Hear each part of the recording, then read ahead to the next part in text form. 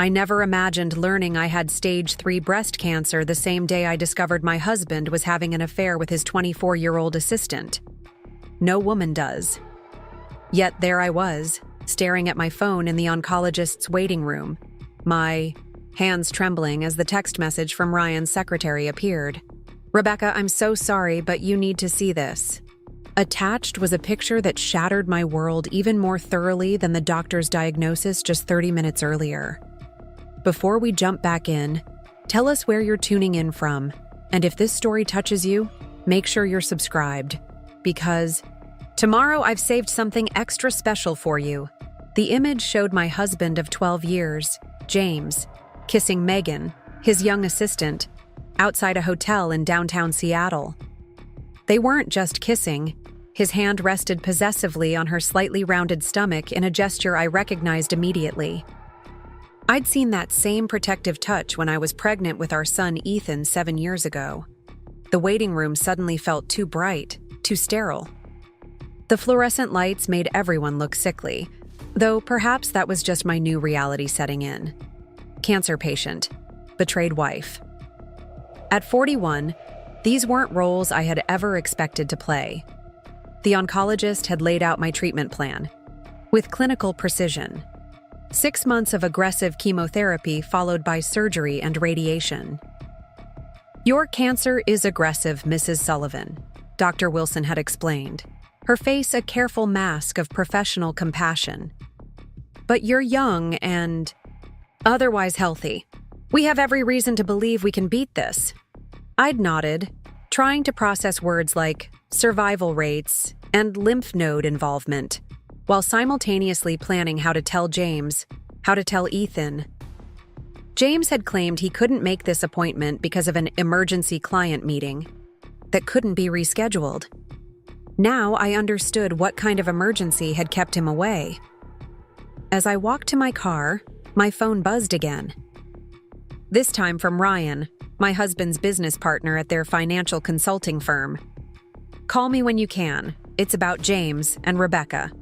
I'm so sorry about your diagnosis," Janet told me. Janet was Ryan's wife and my closest friend. She'd driven me to previous appointments but couldn't make it today because of her mother's heart surgery. Another crisis, another hospital room. Life had a cruel way of piling on sometimes. I sat in my car for nearly 20 minutes, unable to turn the key. The Seattle rain pattered against the windshield, matching the numbness spreading through me. Cancer was trying to kill me from within. James was destroying everything from without. And somehow I needed to find the strength to fight both battles. When I finally called Ryan, his voice was grave. "Rebecca, there's more you need to know. James has been moving company assets into personal accounts I don't have access to. He told the staff he was restructuring our investment portfolios, but something felt off. I had our accountant do some digging." "How much?" I asked, surprised by the steadiness in my voice. "Nearly $2 million so far. Rebecca, that's almost half the liquid assets of the firm." The firm James and Ryan had built from nothing over 15 years. The firm whose paperwork I had helped prepare in our garage when we were still newlyweds, James working late into the night while I brought him coffee and believed in his dreams. "There's something else," Ryan continued hesitantly. "He's been asking about properties in Costa Rica, places with limited extradition agreements with the U.S. The pieces clicked into place with devastating clarity. This wasn't just an affair. This wasn't just a midlife crisis. This was a calculated exit strategy that had probably been months, maybe years in the making. "Rebecca, are you still there?" "I'm here," I replied, an unexpected calm settling over. "Me. And Ryan? There's something James doesn't know." "What's that?" "When we restructured the company 5 years ago, I became the majority shareholder. It was a tax strategy James implemented himself. On paper, I own 51% of everything." The silence on the other end stretched for several seconds before Ryan let out a short, disbelieving laugh. "You're kidding." "I'm not. and I need you to keep that information to yourself for now. I need time to think." As I drove home to our Mercer Island mansion, the dream home we'd built 3 years ago with water views and a private dock, I thought about the journey that had brought us here. James and I had met in college, both business majors with big dreams. He was charismatic and driven. I was methodical and detail-oriented. Together, we were unstoppable. Or so I'd thought. After graduation, I'd supported his ambitions, taking a corporate job with steady income and benefits, while he and Ryan launched their firm. When Ethan was born, we'd agreed I would scale back to part-time consulting work, focusing primarily on raising our son. James's star had continued to rise, featured in Seattle Business Monthly, speaking at investment conferences, becoming the financial advisor to some of the city's wealthiest families. Now, I wondered how much of our life together had been real and how much had been preparation for this moment. The moment when James would discard me for a younger model, taking the fruits of our shared labor with him. Ethan was at his grandmother's house for the afternoon. A blessing, as I wasn't ready to face him with either piece of news. Our housekeeper, Maria, greeted me at the door with concern etched on her kind face. "Mrs. Sullivan," Mr. Sullivan called. He said he'd be late again tonight. Business dinner. Her eyes searched mine, and I wondered suddenly how much she might know or suspect. "Thank you, Maria," I said, forcing a smile. "You can take the rest of the day off. I'd like to be alone for a while." Once she'd left, I moved through our house like a ghost, seeing it with new eyes. The wedding photos on the wall, the family vacation pictures from last summer's trip to Hawaii, the framed newspaper clipping of James accepting a 40 under 40 Business Leader Award. Each memory now tinged with doubt. Had he been faithful then? When had Megan entered the picture? How long had he been planning to leave? In our home office, I sat at my desk and opened my laptop. Despite stepping back from full-time work, I had maintained meticulous records of our financial life. James often teased me about my obsession with spreadsheets and documentation. "That's why I handle the big investments," he'd say with a patronizing smile, "and you handle the household budget." Little did he know that I had been quietly monitoring everything, every account, every investment, every property deed. I had digital copies of all important documents backed up on secure servers. I had maintained my own professional connections and friendships independent of James. And most importantly, I had never signed the revised prenuptial agreement he'd presented 3 years ago, claiming it was just an update to reflect our new financial status. I had promised to review it, then conveniently forgotten as he became too busy to follow up. My phone buzzed with a text from James. "Working late. Don't wait up." I stared at those 6 words, marveling at their casual cruelty. Working late, while his wife processed a cancer diagnosis alone. Don't wait up while his pregnant mistress presumably did. With newfound clarity, I opened a new document and began to type. James Sullivan Exit Strategy. For the next 2 hours, I outlined a comprehensive plan, a roadmap for protecting myself, Ethan, and the business James was trying to dismantle. By the time I finished, darkness had fallen outside, and a strange sense of purpose had replaced my earlier shock. Cancer might have declared war on my body, but James had declared war on our life. I would need every ounce of strength to fight on both fronts, but I would not be fighting alone, and I would not be fighting unprepared. The next morning, I called Janet from the privacy of my car, parked in the lot of Ethan's school after dropping him off. I'd managed to make it through breakfast, packing his lunch and reviewing his homework without betraying the turmoil inside me. Ethan had chatted about his science project, oblivious to the fact that his mother had spent the night researching oncologists and divorce attorneys rather than sleeping. "Rebecca, how are you?" "I'm so sorry I couldn't be there yesterday," Janet said, her voice filled with concern. "I need to see you," I replied, surprised by the steadiness in my voice. "And I need a favor." A big one. Janet didn't hesitate. Anything. Mom's stable now. I can be anywhere you need in an hour. We met at a small cafe in Bellevue, far from James's office and our usual haunts. Janet arrived before me, securing a private table in the back corner. One look at my face, and she reached across the table to squeeze my hand. "It's worse than the cancer, isn't it?" she asked softly. I nodded, then showed her the photo of James and Megan. Janet's sharp intake of breath was followed by a string of curses that would have shocked anyone who knew her as the polished, soft-spoken wife of Ryan Sullivan. "That absolute bastard," she concluded. "And Ryan told me about the money too. Becky, I'm so sorry." "I need to know everything Ryan knows," I said.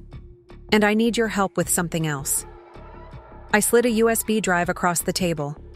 "This contains documentation of all our financial holdings, personal and business. I need Ryan to verify what James has already moved and what he might be planning to take next." Janet tucked the drive into her purse without hesitation.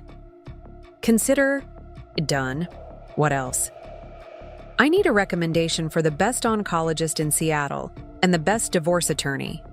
Preparing and narrating this story took us a lot of time, so if you are enjoying it, subscribe to our channel. It means a lot to us. Now back to the story. "I'm fighting 2 battles now, and I can't afford to lose either one." Janet's eyes filled with tears, but her voice remained steady. "Dr. Sarah Henderson at Seattle Cancer Care Alliance. She saved my cousin Melissa, and for the divorce, Caroline. Winters. She specializes in high-net-worth cases with complicated circumstances." I nodded, making notes on my phone. "One more thing. Don't tell Ryan about my majority ownership yet. I'm not ready to play that card." Janet studied my purse. "You're planning something." "I'm planning to survive," I replied simply. "Both the cancer and James."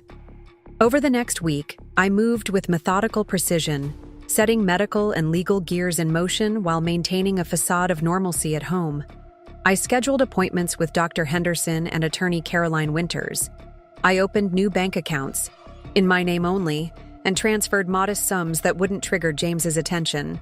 I collected passwords, account numbers, and documented the paper trail of James's financial maneuvers. James remained oblivious, continuing his pattern of late nights and distracted conversation when he was home. He'd asked perfunctory questions about my diagnosis, but had conveniently scheduled a business trip to Chicago that would coincide with my first chemotherapy session. "I'm so sorry, Becky," he'd said, not quite meeting my eyes. "This client represents potentially millions in new business. I can't reschedule." "I understand," I'd replied, watching him pack his designer luggage. Business comes first. What James didn't know was that the business trip had given me the perfect opportunity. The moment his flight status showed departed on my phone app, I called Ryan. "It's time," I said simply. "Are you at the office?" 2 hours later, I sat in the conference room of Sullivan Financial Advisors with Ryan, Janet, and 2 security experts Ryan had hired on my behalf. On the table before us lay printouts documenting every transaction James had made over the past 18 months. "He's been meticulous," Ryan explained, pointing to a complex web of transfers. "Small amounts at first, then larger sums as he grew. More confident. The Costa Rica property was purchased 3 months ago through a shell company. Down payment of $500,000. Using company funds," I clarified. Ryan nodded grimly. "And there's more. He's been systematically transferring client portfolios away from me to himself, clients I brought in." I wasn't surprised. James had always been territorial about his clients, even when Ryan had been the one to establish the relationship. "What about Megan?" I asked. Janet pulled out her tablet. "I had a private investigator look into her background. 24, graduated from UW 3 years ago. Hired by James 14 months ago as his executive assistant. No financial background to speak of. She moved into a luxury apartment in Belltown 2 months ago. Monthly rent is $4,200. On an assistant's salary, I said, not needing to spell out the implication. And according to her social media, which suddenly went private last week, she's 5 months pregnant. Janet added quietly, 5 months. The timeline sliced through me like a knife. I'd been experiencing the first symptoms of my cancer then. Unusual fatigue I'd attributed to stress, a small lump I'd initially ignored. While my body had been betraying me from within, my husband had been betraying me from without. "Rebecca," Ryan said, breaking the silence that had fallen over the room. "There's something else you should know. James has been making inquiries about a private air charter to Costa Rica, scheduled for next Friday." The day after his supposed return from Chicago, I noted, and he's been liquidating significant investment holdings. Another $3 million converted to transferable assets in the past week. If he makes that flight... "He won't," I interrupted, a cold clarity settling over me. "Because tomorrow we're changing the locks on everything. The office, the house, the accounts, all of it." Ryan exchanged glances with Janet, concern evident in their expressions. "Rebecca, are you sure?" Ryan asked. "Once we do this, there's no going back. This will mean war." I placed my hand over the medical file I'd brought with me, the one containing the treatment plan for the aggressive cancer trying to kill me. Then I looked at the financial documents showing how the man who had vowed to love me in sickness and in health was planning to abandon me at my most vulnerable. "James declared war the moment he decided to steal from us while I was fighting for my life," I said quietly. "He just didn't expect me to fight back." That night, alone in our bedroom, I allowed myself one moment of weakness. I stood before the full-length mirror and studied my reflection, the body that would soon be ravaged by chemotherapy, the body James had apparently found so easy to replace. I touched the small, innocent-looking lump that had upended my world, and for the first time since my diagnosis, I wept. I cried for the life I thought we'd built, for the future that had been stolen from me, for Ethan, who would soon face upheavals no 7-year-old should have to endure. And yes, I cried for James too, the young man I had fallen in love with, who somewhere along the way had become a stranger capable of unfathomable betrayal. But as the tears subsided, I looked at my reflection again and made a promise to the woman staring back at me. "You will survive this. All of it. And you will not let him win." The next day, while James was supposedly in Chicago, though the GPS tracker I'd placed in his luggage showed it was actually at a lakeside resort in Lake Geneva, Wisconsin, Operation Financial Lockdown commenced.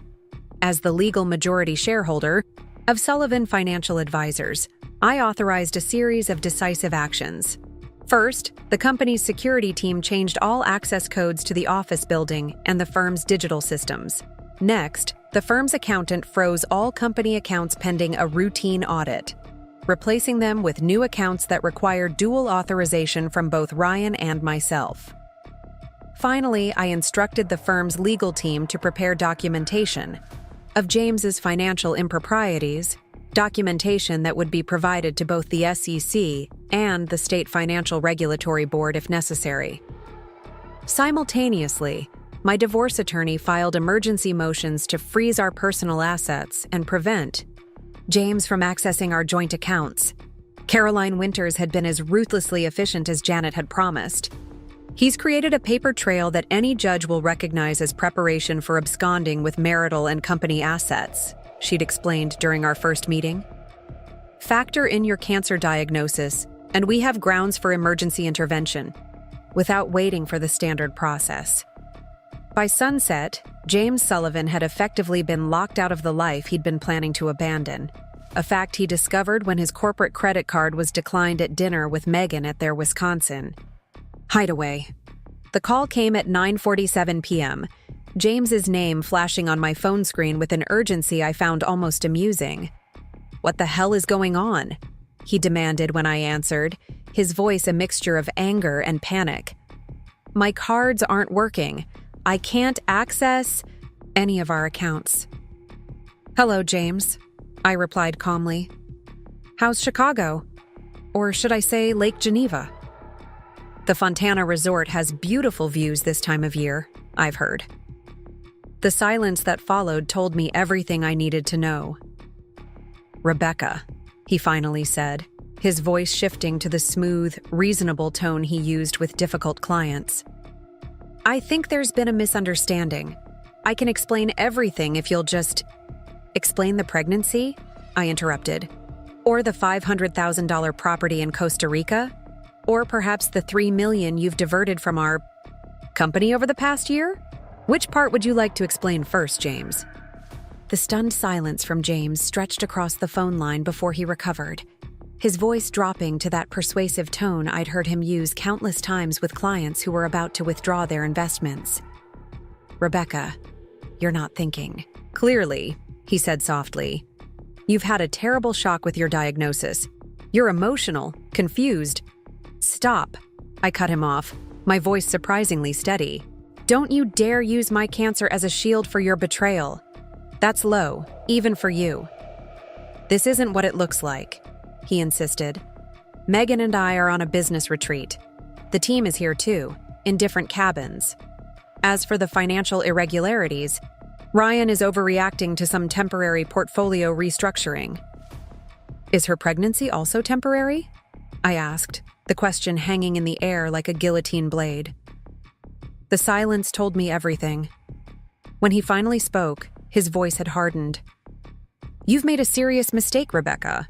I built that company from nothing. Every client, every contact, every dollar flows through me. You can't lock me out of my own life. Your life? I echoed, a cold laugh escaping me. The life you were planning to abandon along with your cancer-stricken wife and 7-year-old son? That life, James? You don't understand. I understand perfectly. While I was sitting in oncology appointments learning how to survive, you were planning your escape with your pregnant assistant.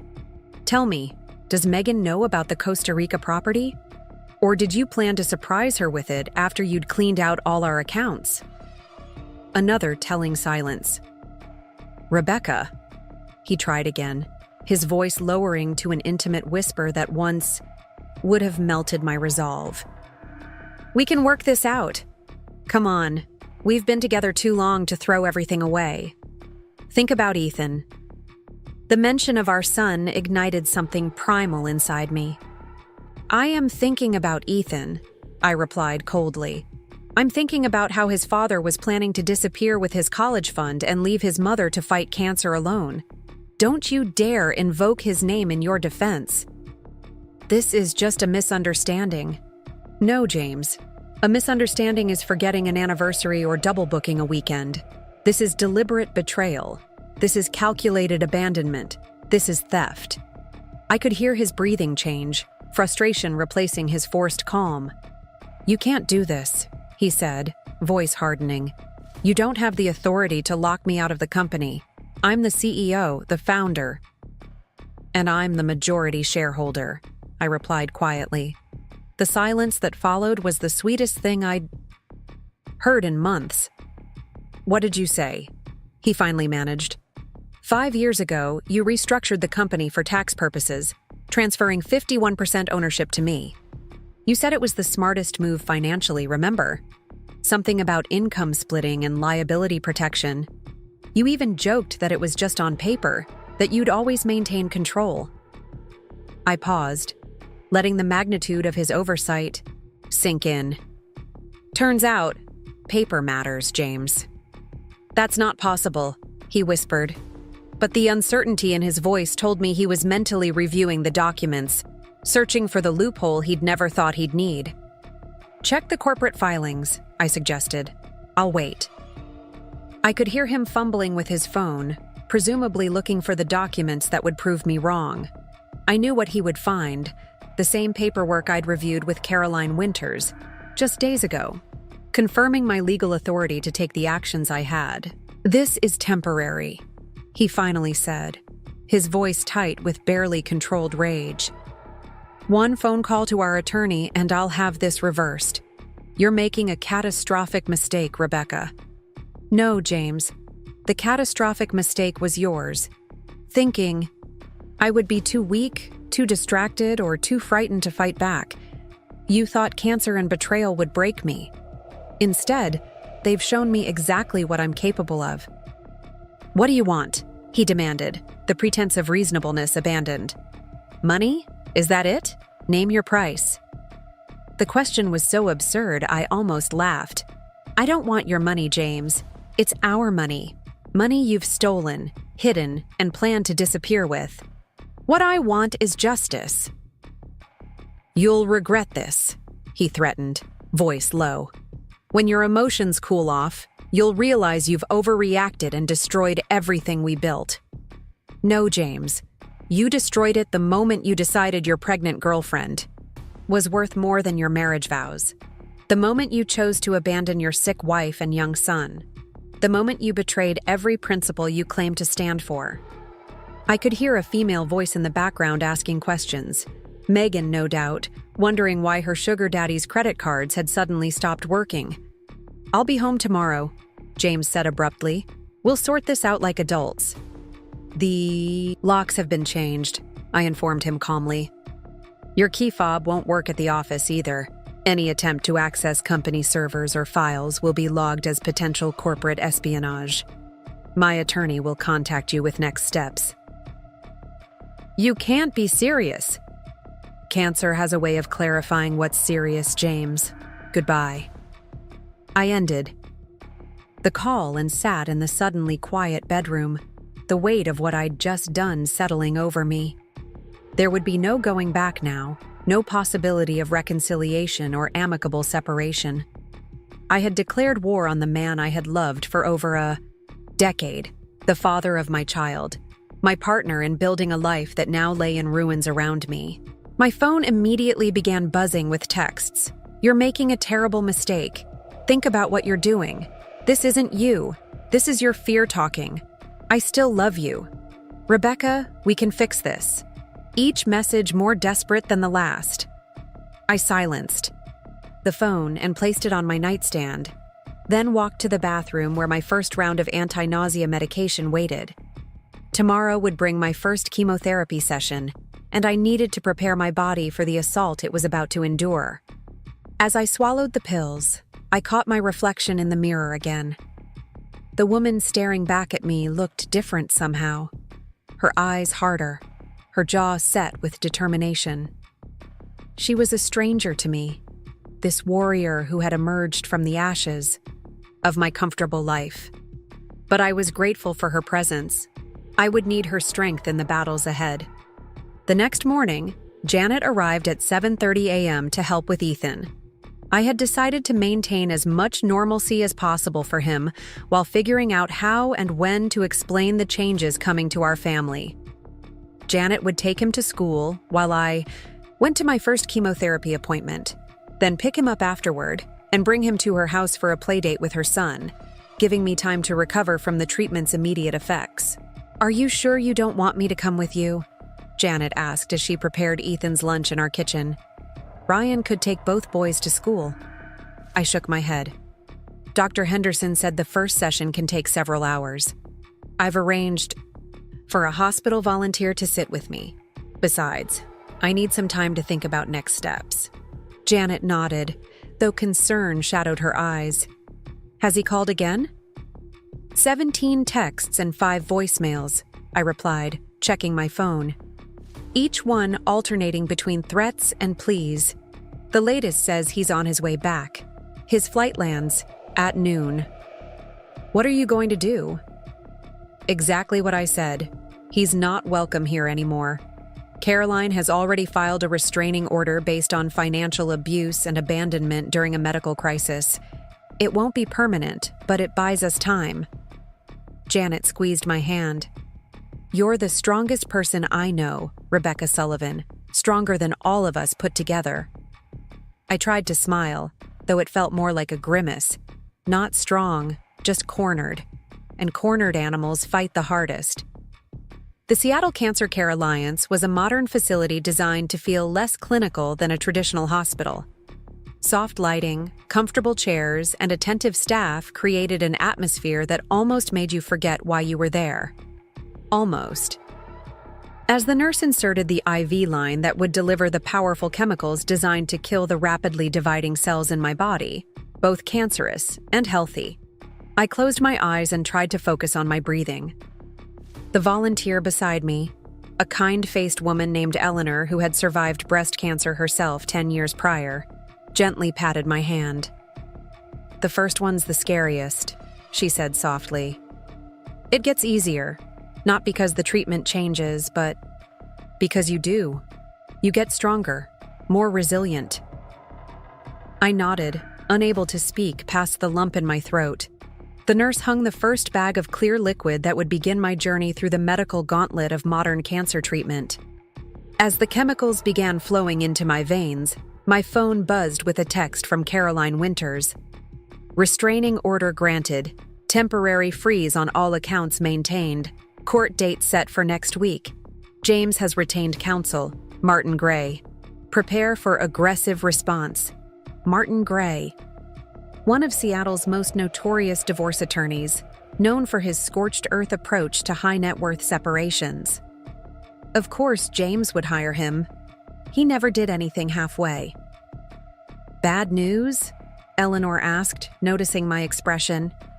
"Just confirmation that this fight is just beginning," I replied, pocketing the phone. "On all fronts." She nodded knowingly. "Cancer teaches you who's really in your corner. Sometimes it's not who you expected." As the hours passed and different medications dripped into my bloodstream, I used the time to plan. Caroline had warned me that James wouldn't go down without a fight. He would use every weapon at his disposal, legal, financial, and emotional, to regain control. I needed to be prepared for whatever came next. By the time the session ended, I felt surprisingly normal, though Dr. Henderson had warned that the side effects would likely hit within 24 or 48 hours. The volunteer helped me to a waiting Uber that would take me home, where I planned to rest before Janet brought Ethan back. The moment I walked through the door, I knew something was wrong. The security system was disabled, and I could hear movement upstairs. My heart raced as I quietly pulled out my phone, ready to call 911, when James appeared at the top of the stairs. "Hello, Rebecca," he said, his voice unnervingly calm. "We need to talk." He looked different somehow, his usually impeccable appearance slightly disheveled, dark circles under his eyes suggesting he hadn't slept.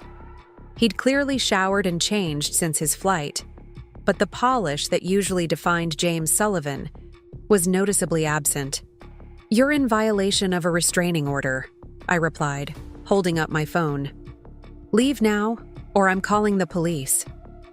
He descended the stairs slowly, hands raised in a placating gesture. "I used the garage code. I needed to get some of my things. I didn't expect you home so early." "The garage code has been changed," I said, my mind racing. "How did you get in?" A flicker of something, guilt, embarrassment, crossed his face. "Maria gave it to me. She didn't know about everything. Our housekeeper, of course. I'd forgotten to inform her about the separation and restraining order, a critical oversight I wouldn't repeat."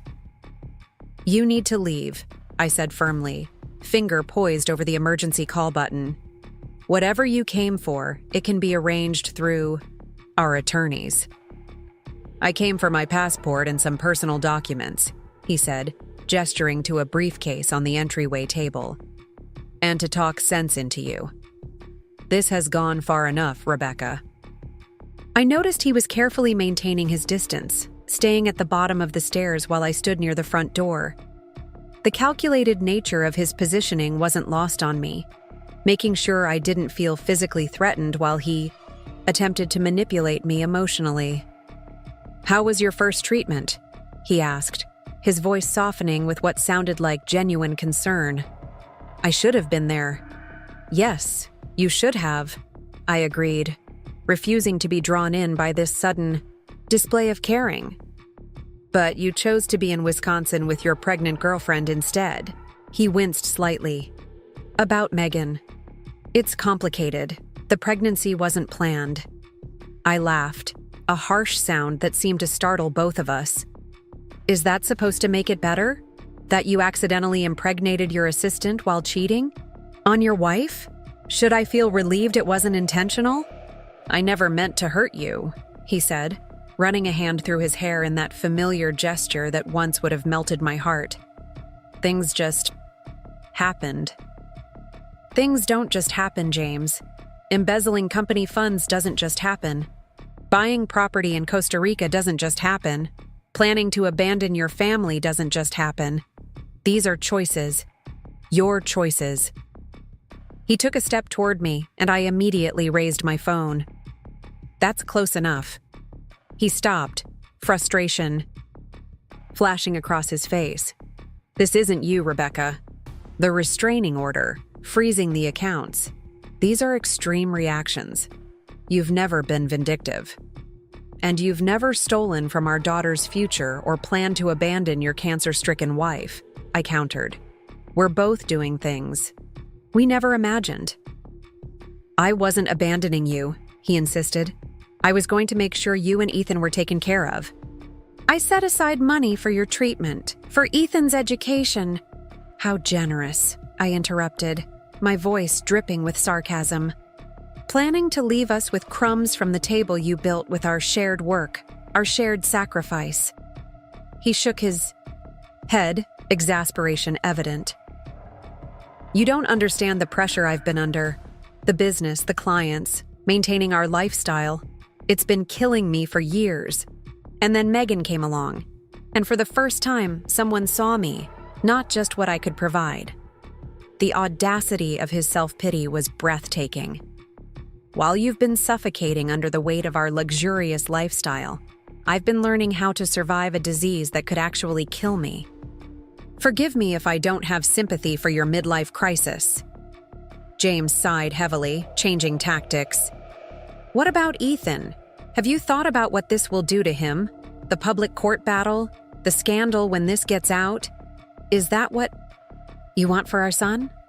It was a low blow, using Ethan as emotional leverage, but one I'd anticipated. Don't you dare use Ethan to manipulate me.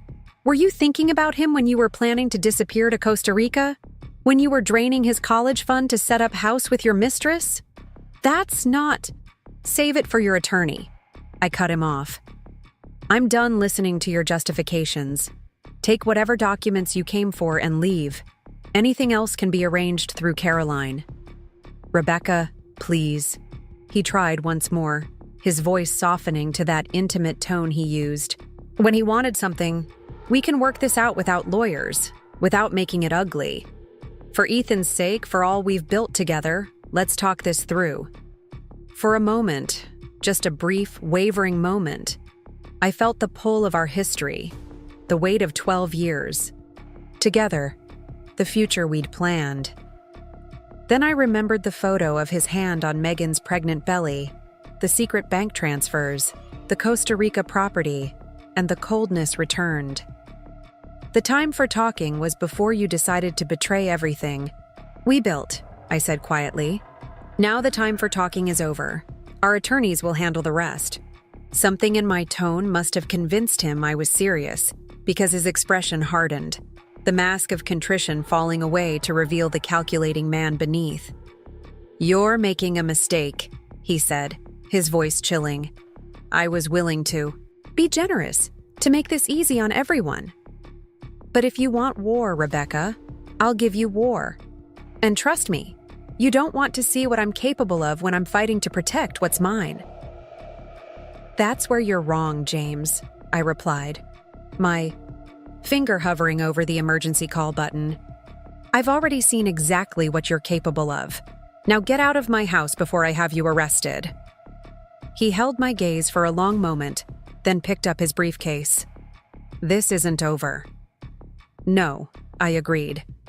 It's just beginning. After he left, I immediately called our security company to change all codes again and had them install additional cameras. Then I called Maria to explain the situation. apologizing for not informing her sooner, and making it clear that James was no longer welcome in our home under any circumstances. Finally, I contacted Caroline Winters to report James's violation of the restraining order. Her response was swift and decisive. "This works in our favor," she explained. "It demonstrates his disregard for legal boundaries. I'll have it documented with the court immediately." By the time Janet arrived with Ethan later that afternoon, I had composed myself enough to greet my son with a smile that didn't betray the turmoil of the day. Ethan bounded into the house, eager to tell me about the science experiment they'd done at school and his playdate with Janet's son. "Mom, we built rockets with actual engines. Mine went the highest, even higher than Jackson's, and he's the rocket expert," he exclaimed, his enthusiasm momentarily pushing aside my worries. "That's amazing, buddy," I said, hugging him close, breathing in the scent of his hair. Playground dirt, pencil shavings, and that indefinable essence that was purely Ethan. "I want to hear all about it over dinner." Janet caught my eye over Ethan's head, her questioning look asking a dozen silent questions. I gave a small nod, indicating I would fill her in later. That night, after reading Ethan his bedtime story and kissing him goodnight, I sat on our back patio overlooking the water, wrapped in a blanket against the Seattle evening chill. Janet joined me, placing a cup of herbal tea on the table beside me. "James showed up," I said without preamble. "Used the old garage code. Maria didn't know about the restraining order." Janet cursed under her breath. "Are you okay? Did he threaten you?" "Not physically," I replied, sipping the tea. "But he made it clear this is going to get ugly. He's hired Martin Gray." Janet's eyes widened. "The shark? The one who got that tech CEO full custody and left his wife with almost nothing, even though he was the one who cheated?" I nodded. "That's the one." "Ryan needs to know," Janet said firmly. "We need to protect the company, the clients. If James is going nuclear, we need to prepare." "I know," I agreed. "I've asked Caroline to set up a meeting with all of us tomorrow. Business and personal strategy need to align if we're going to survive this." Janet studied me in the fading light. "How was the treatment? You look okay." "Dr. Henderson says the side effects usually hit in a day or two," I explained. "Right now, I just feel tired, but that could be from everything else." "What can I do?" she asked simply. I considered the question, the weight of what lay ahead settling over me. "Help me protect Ethan from as much of this as possible. He's going to have to know that his father and I are separating, but he doesn't. Need to know the ugly details. Not yet. Maybe not ever." "Of course," Janet promised. "Ryan and I are here for both of you, whatever you need." After she left, I remained on the patio, watching the moonlight shimmer on the water of Lake Washington. The peaceful scene contrasted sharply with the storm raging within me, a complex mixture of anger, fear, determination, and grief. My phone buzzed with a text from an unknown number. "This is Megan. We need to talk." "There are things about James you don't know." I stared at the message, surprised by this unexpected development. James's pregnant mistress reaching out directly was a complication I hadn't anticipated. Was it a trap? A ploy orchestrated by James to gather information or evidence he could use against me? Or was it possible that Megan, like me, was discovering that the James Sullivan she thought she knew was a carefully constructed illusion? My finger hovered over the delete button. The last thing I needed was another front in this war, another emotional complication when my energy needed to be focused on my health and protecting my son. And yet, I saved the number, but didn't respond. Information was power. And right. Now I needed every advantage I could get. If Megan had insights that could help me understand what I was up against, it might be worth the risk to hear her out. But not tonight. Tonight, I needed to rest and prepare for the battles tomorrow would bring, both in my body and in the life James had shattered. As I finally headed inside, I felt the first wave of nausea from the chemotherapy washing over me, a reminder that cancer wouldn't pause its assault while I dealt with James's betrayal. I would have to fight on both fronts simultaneously, drawing on reserves of strength I wasn't sure I possessed.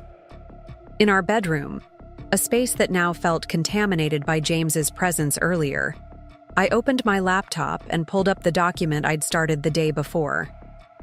James Sullivan Exit Strategy. I added notes from today's confrontation, insights into his tactics and vulnerabilities, pieces of the psychological puzzle I was assembling of the man I thought I knew. At the bottom of the document, I typed a new heading: Megan Factor, Potential Asset or Liability. Below it, I pasted her text message and added questions that would need answers. What does she know? What does she want? Can she be trusted? How does her pregnancy factor into James's plans? Is she a victim or a co-conspirator? As I closed the laptop, another wave of nausea hit, stronger this time. I barely made it to the bathroom before the contents of my stomach emptied violently. Kneeling on the cold tile floor, shaking and sweating, I was struck by the bitter irony. James had spent months carefully planning his exit while I was now literally sick with the consequences of his betrayal. But as I rinsed my mouth and caught my reflection in the mirror, I saw not defeat but defiance in my eyes. Cancer might ravage my body, and James might have shattered my trust, but neither would break my will. I had survived the first day of chemotherapy. I had confronted James and held my ground. I had maintained normalcy for Ethan. One day at a time. One battle at a time. That would be my strategy moving forward. And unlike James, who had underestimated me at every turn, I would never underestimate what I was facing. Not the cancer, not James and his shark attorney, not the complex legal and financial war ahead. Tomorrow would bring new challenges, new pain, new strategies. But tonight, I had survived. And sometimes, survival itself is victory enough. Morning arrived with merciless brightness, streaming through the curtains I'd forgotten to close. The digital clock on my nightstand read 6:42 a.m., and for a blissful moment, I existed in the liminal space between sleep and full consciousness, where yesterday's events remained hazy and distant. Then reality crashed in with the force of a tidal wave. Cancer, betrayal, Megan's text, James's threats. And now, a new sensation, the first real side effects of the chemotherapy making themselves known. My mouth felt like it was stuffed with cotton, and a dull, persistent ache had settled into my bones. When I tried to sit up, the room spun briefly before stabilizing. This was what Dr. Henderson had warned me about.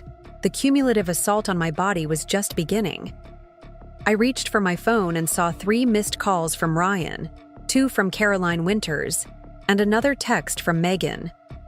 I know you received my message. This isn't a trick. James has lied to both of us. Please meet me today. I'll come anywhere you choose. The persistence was interesting. Either James had put her up to this as some elaborate scheme, or she genuinely had information she believed was important enough to risk reaching out to her lover's wife. Either way, I wasn't ready to engage, not until I'd spoken with Caroline and developed a strategy. I managed to make it to the bathroom, where the mirror confirmed what I already felt. My skin had taken on a grayish pallor, and dark circles shadowed my eyes. I'd always been proud of my appearance, not vain, but confident in the athletic build I maintained through regular tennis and swimming, the honey blonde hair I kept in a stylish bob, the clear skin that rarely needed makeup. James had often commented that I didn't look my age, as if aging were something to be ashamed of rather than earned. Now I wondered how long it would be before the treatment stripped away these external markers of health, before the hair fell, out and the weight dropped from my frame. Would James see me like this, vulnerable, weakened, and feel vindicated in his decision to trade me in for a younger model? The thought sent a surge of determination through me. Whatever happened to my body, I would not allow it to diminish my resolve. After a quick shower, I texted Janet. Side effects starting. Can you take Ethan to school today? Meeting with Caroline at 10. Her response came immediately. Already planned on it. We'll pick him up in 30. Take your anti-nausea meds. Call if you need anything. I swallowed the prescribed medications, along with 3 others that comprised my growing arsenal against cancer and forced down some dry toast and tea. By the time Janet arrived to collect Ethan, I had managed to apply enough makeup to look presentable and had dressed in a professional outfit that conveyed the message I wanted to send at today's meeting. I was still Rebecca Sullivan, formidable. Businesswoman, not just a cancer patient or betrayed wife. Mommy, are you coming to my science fair tomorrow? Ethan asked as he collected his backpack, his face serious beneath his mop of dark hair that so resembled his father's. The question caught me off guard. With everything happening, I'd completely forgotten about the science fair, an event Ethan had been preparing for weeks. His project on renewable energy had occupied our dining room table for the past month, with James occasionally offering guidance on the presentation aspects. Of course I'll be there, buddy, I promised, silently rearranging my mental calendar. Nothing, not cancer, not James, not the legal battles ahead, would make me miss this milestone. Wild horses couldn't keep me away. His face brightened. Dad said he might not make it because of his business trip, but now that he's back, do you think he'll come too? The innocent question felt like a knife to my heart. Ethan didn't know yet that his father had returned, let alone that he had violated a restraining order to enter our home. He certainly didn't know that his parents' marriage was imploding in spectacular fashion. We had agreed to tell him tonight, a conversation I was dreading with every fiber of my being. I'm not sure about Dad's schedule, I said carefully, not wanting to lie but unwilling to drop this bomb before school. We'll talk about it tonight, okay? Janet caught my eye over Ethan's head, her expression sympathetic. Hey buddy, if we don't get moving, we might miss the morning announcements. You told me you were hoping to get picked for line leader this week, right?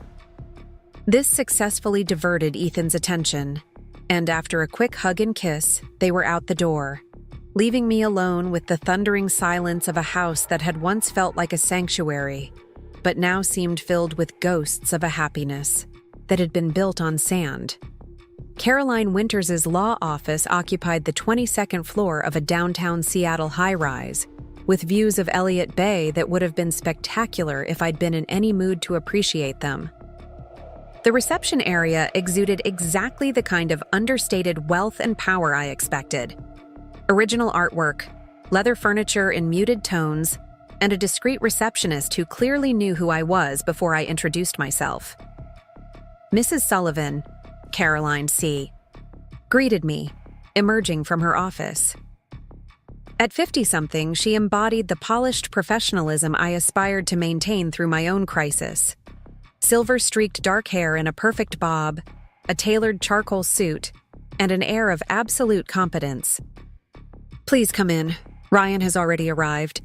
I followed her into a conference room where Ryan was indeed waiting, along with a woman I didn't recognize, whose stack of financial binders and laser-focused expression marked her as some variety of forensic accountant. Rebecca, Ryan stood. As I entered, his face a mixture of concern and controlled anger. Though he was James's business partner, our friendship predated the company. Ryan and James had been college roommates, and he had been best man at our wedding. His loyalty to me in this crisis spoke volumes about both his character and his assessment of James's actions. How are you feeling? I've been better, I admitted, taking a seat at the table. But I've also been to my first chemo session, confronted my cheating husband, and discovered he's hired Seattle's most notorious divorce attorney. all in 24 hours. So, considering the circumstances, I'm doing remarkably well. Caroline nodded approvingly. That's exactly the attitude we need. This is Diane Powell, by the way. She indicated the other woman. She's a forensic accountant who specializes in high-conflict divorces where assets have been hidden or misappropriated. Diane nodded briskly.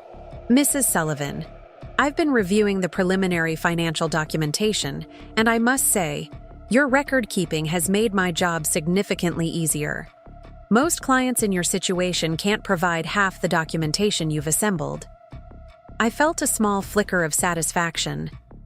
My obsession with keeping records, something James had alternately teased and complained about, was now proving to be one of my strongest assets. Let's get down to business, Caroline said, opening a leather portfolio. We have several fronts to address simultaneously. First, James violated the temporary restraining order yesterday, which gives us additional leverage. I've already filed a notice with the court. How serious is that violation? I asked. On its own, not terribly. He claimed he was retrieving personal documents, and there was no threat of physical harm. But it establishes a pattern of disregard for court orders that will be relevant as we move forward. Now, more concerning is his choice of representation.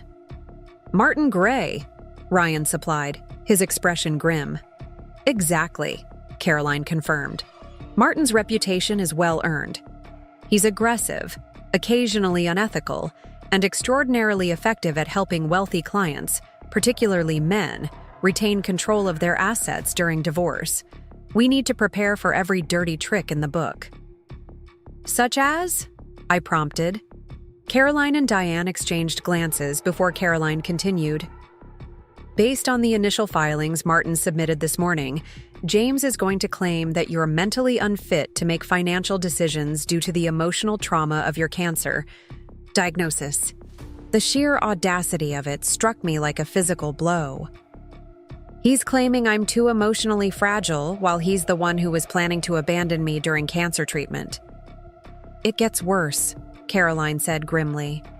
He's also suggesting that your health situation makes you an unsuitable primary caregiver for Ethan, and he's seeking temporary full custody while you undergo treatment. The room tilted around me, and for a moment, I thought I might actually be sick. Ryan's hand on my arm steadied me as Caroline quickly poured a glass of water and pushed it toward me. He can't, I managed finally, my voice barely a whisper. He can't take Ethan. He won't, Caroline assured me firmly. This is a standard Gray tactic. Start with an outrageous demand to force the other party to compromise on lesser issues. No judge is going to award full custody to a father who was planning to flee the country while his wife undergoes cancer treatment. But we need to be prepared for a nasty fight. What about the company? Ryan asked, shifting the focus slightly to give me time to compose myself. James is claiming Rebecca's actions constitute corporate sabotage, and that the asset freeze is causing irreparable harm to clients. Diane jumped in here, her precise tone somehow reassuring in its no-nonsense delivery. We've already documented that Mr. Sullivan had transferred approximately $2 million from client management accounts to personal holdings within the past 4 months. That's not counting the Costa Rica property or the luxury apartment he leased. For Ms. Bennett. From a purely financial perspective, Mrs. Sullivan's actions were not only justified, but likely saved the company from potential regulatory issues. Caroline nodded in agreement. The corporate side actually gives us our strongest leverage. James's actions constitute clear financial malfeasance. If he pushes too hard on the personal front, we can suggest that we'll be forced to bring his business conduct to the attention of the Securities and Exchange Commission. Would that hurt the company? I asked, looking at Ryan. Sullivan Financial Advisors wasn't just James's creation.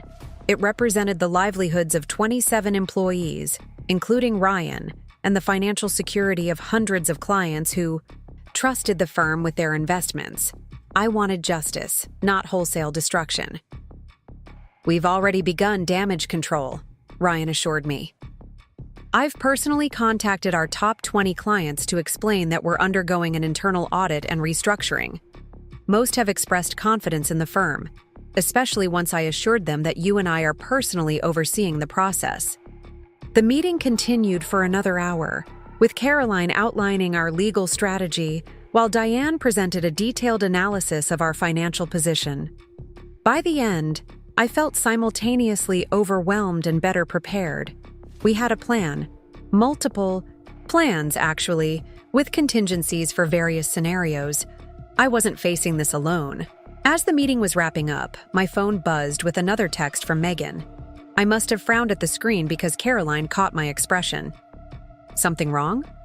I hesitated, then showed her the messages from James's pregnant assistant. I'm not sure what to make of this. Is it a trap? Caroline studied the texts thoughtfully. It could be, or she could genuinely have information that would help our case. Martin Gray has been known to use mistresses as pawns in his strategy, but occasionally they turn out to be wild cards that he can't control. Should I meet with her? Not alone, Caroline advised. If you decide to hear what she has to say, I should be present. Or at the very least, you should meet in a public place and record the conversation. I nodded, considering my options. I'll think about it. Right now, I need to prepare for telling Ethan about the separation. Caroline's expression softened slightly. That's the hardest part. Do you have a child psychologist lined up? It can be extremely helpful to have professional guidance during this process. Janet has recommended someone, I confirmed. We have an appointment tomorrow after I've had the initial conversation with Ethan tonight. Keep it simple, Caroline advised. Focus on what won't change, that both his parents love him, that he'll still have his home, his school, his friends. Children his age don't need the ugly details. As I left Caroline's office, I felt a strange mix of emotions. The determination that came from having a clear plan of action, anxiety about the challenges ahead, and a deep sadness for the conversation I would have with Ethan that evening. But underlying it all was a simmering anger that fueled my resolve. James hadn't just betrayed me. He was now actively trying to take my child away during the most vulnerable period of my life. If it was war he wanted, it was war he would get. I was halfway to my car when my phone rang with an unfamiliar number. Thinking it might be the cancer center with results from yesterday's blood work, I answered. Rebecca Sullivan. Mrs. Sullivan, this is Denise Clark from Seattle Private Bank. The woman's professional tone carried an undercurrent of concern. I'm calling regarding some unusual activity on your accounts. My heart rate accelerated. What kind of activity? There have been attempts to access your safety deposit box and to transfer funds from your personal savings account. The attempts were blocked due to the court-ordered freeze, but our security protocols require that we notify you. Who was attempting to access these accounts? I asked, though I already knew the answer. Mr. James Sullivan presented himself at our Madison Park branch approximately 30 minutes ago. When informed of the freeze, he became insistent. Our branch manager was forced to ask him to leave, or security would be called.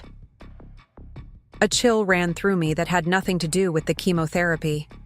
James was getting desperate, trying to access any resources he could. What would he do next? Thank you for letting me know, I said. Please maintain the freeze and notify me of any further attempts. Of course, Mrs. Sullivan. We've also added additional verification protocols to all your accounts as a precautionary measure. After ending the call, I immediately phoned Caroline to update her on this development. Her response was swift and decisive. This strengthens our case, she assured me. It demonstrates that the asset freeze was necessary. I'll have this documented immediately. In the meantime, is there anything else James might try to access? Investment accounts? Safe at home? Important documents? The questions triggered a sudden realization. The house safe. It contains our passports, including Ethan's, some emergency cash, and family jewelry. Change the combination immediately, Caroline instructed. And Rebecca, consider staying somewhere else tonight, just as a precaution. I can't, I replied firmly. I need to talk to Ethan about the separation in his own home, where he feels secure. Besides, I won't be driven from my house by James's intimidation tactics. Caroline sighed. I understand. But please, at least have someone stay with you. A friend, a family member, someone who can be a witness if James attempts another violation of the restraining order. I agreed to this compromise, and as soon as we hung up, I called Janet to ask if she and Ryan could stay over. Her immediate acceptance was yet another reminder of how fortunate I was in my support system, even as other foundations of my life were crumbling. By the time I arrived home, the bone-deep fatigue Dr. Henderson had warned about was setting in, along with a persistent nausea that the medication only partially controlled. I had approximately 4 hours before Janet would bring Ethan home from his after-school activities. 4 hours to rest, to change the safe combination, and to prepare mentally for one of the most difficult conversations of my life. As I entered, the house, the security system chirped its welcome, a small reassurance that at least this boundary remained intact. I moved through the main floor, checking that everything was as I had left it, half expecting to find evidence of another uninvited visit from James. But the house was secure, still and silent in the afternoon light. In our home office, I approached the painting that concealed the wall safe, a Seattle cityscape James had purchased from a local artist to commemorate our 10th anniversary. The irony wasn't lost on me as I swung it aside to reveal the safe behind. The combination had been Ethan's birthday, something easy for both of us to remember. Now I changed it to a random sequence of numbers I would need to document securely. Inside, I found everything as expected. Our passports, including Ethan's, the emergency cash, about $5,000, and the jewelry box containing family heirlooms, including my grandmother's sapphire ring and the diamond earrings James had given me on our 5th anniversary. I removed Ethan's passport and my own, along with the cash and jewelry, deciding to relocate them to a safer location. James still had his own passport, despite the restraining order, a concerning oversight that I would need to address with Caroline. As I was closing the safe, my gaze fell on a manila folder I didn't immediately recognize. Pulling it out, I found a stack of documents labeled Offshore Holdings, Private. My hands trembled slightly as I opened it to discover detailed information about accounts in the Cayman Islands and Switzerland, accounts I had known nothing about, holding sums that made me catch my breath. According to these statements, James had been diverting funds offshore for at least 3 years, building a financial safety net I'd been completely unaware of. The most recent statement showed a balance of over $7 million, money that should have been part of our shared assets, money he had clearly been planning to access after his disappearance to Costa Rica. I photographed every page with my phone, then returned the folder to the safe. This was explosive evidence of financial deception that predated both my cancer diagnosis and his affair with Megan. It demolished his narrative that his actions had been a recent emotional response to my illness.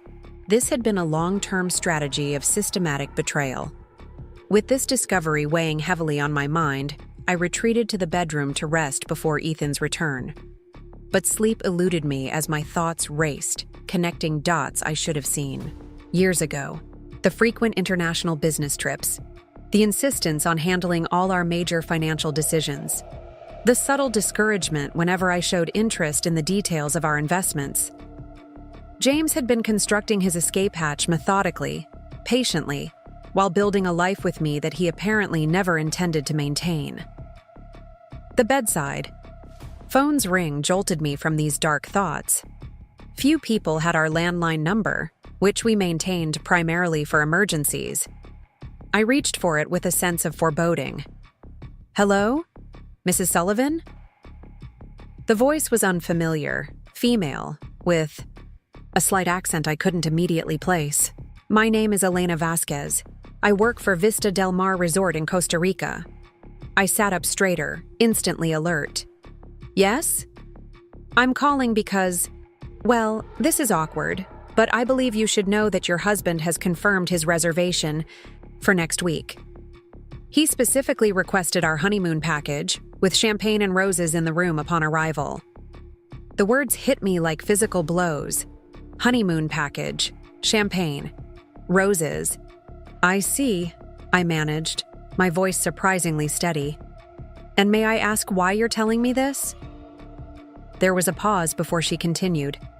Your husband has been a guest here before, with a woman who was not you. I remembered because he was generous with his attentions toward female staff, even while with his companion. When I saw the honeymoon package request in a different woman's name, I became concerned. What name did he use for the reservation? I asked, though I already suspected the answer. Megan Sullivan, she replied, confirming my worst fears. He presented it as a second honeymoon with his wife, but I know that's not true.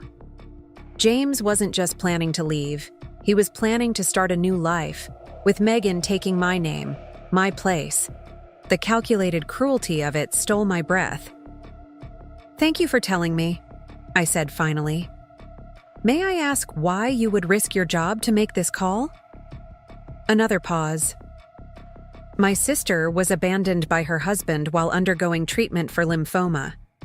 Some betrayals are too cruel to facilitate, even for a paycheck. After gathering a few more details about the reservation, dates, confirmation numbers, payment information, I thanked Elena again for her courageous call and hung up, my mind racing with the implications. James was still actively planning his escape, despite the restraining order, despite the asset freeze, despite everything that had happened in the past few days. I immediately called Caroline to relay this new information, then Ryan to warn him that James might be planning to leave the country much sooner than we had anticipated. Both promised to take immediate action. Caroline to inform the court and possibly have James's passport flagged, Ryan to secure any remaining company assets James might try to access. By the time these calls were complete, I had less than an hour before Ethan would arrive home.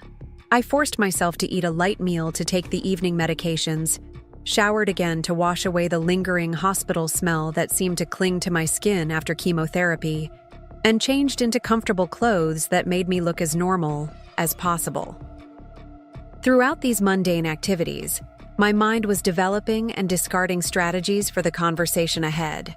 How do you tell a 7-year-old that his father, his hero, the man who taught him to ride a bike and build model airplanes, had betrayed their family in the most fundamental way? How do you explain that Daddy wouldn't be living at home anymore, without destroying his sense of security? How do you promise everything will be okay when you're fighting cancer and a vindictive soon-to-be ex-husband simultaneously? I was still grappling with these impossible questions when I heard Janet's car in the driveway.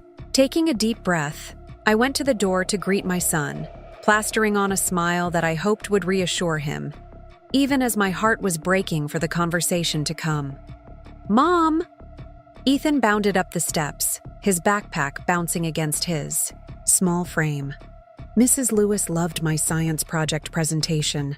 She said I might win first prize tomorrow. That's wonderful, buddy, I said, pulling him into a hug, breathing in the familiar scent of his hair. For a moment, I simply held him, treasuring his solid presence in my arms, his innocence still intact for these precious final moments before our conversation would change everything. Over his head, I met Janet's concerned gaze. She gave me an encouraging nod, silently communicating her support for what lay ahead. It wasn't until that moment that I noticed Ryan standing beside her, a duffel bag in hand. They had come prepared to stay the night as promised. As Ethan chattered excitedly about his day, I led him into the kitchen for the after-school snack that was part of our routine: apple slices and peanut butter arranged in a smiley face pattern on his favorite blue plate. This small, normal ritual felt like a lifeline in the stormy sea our lives had become. Janet and Ryan discreetly retreated to the guest room to unpack, giving us privacy for the conversation to come. I sat across from Ethan at the kitchen island, watching him devour his snack with the single-minded focus of a growing boy, and summoned every ounce of courage I possessed. "Ethan, after you finish your snack, I need to talk to you about something important," I said, keeping my voice gentle, but matter of fact. He looked up, a smear of peanut butter at the corner of his mouth, his dark eyes, so like his father's, suddenly serious. "Is it about your doctor appointment? Are you sick, Mom?" The direct question caught me off guard. We had told Ethan I was going for checkups, not wanting to worry him prematurely.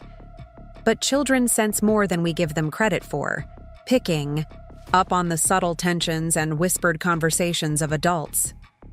"Yes," I admitted, deciding that honesty was the foundation I needed to build, even if it meant difficult truths. "I am sick, Ethan.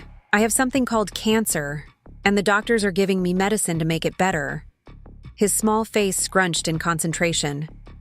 "Like when Grandma had the bad cells and lost her hair?" I nodded, somewhat surprised by his understanding. My mother had fought breast cancer when Ethan was only 4, the same diagnosis I now faced. I hadn't realized he remembered those details. "Yes, like Grandma, and the medicine might make me tired sometimes or not feel well. But the doctors are very good, and they're going to help me get better." He considered this solemnly, then nodded. "Okay, will you lose your hair too?" "Probably," I admitted, "but it will grow back, just like Grandma's did." "Can I help you pick out scarves?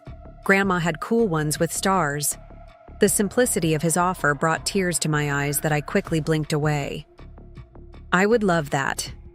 You have excellent taste."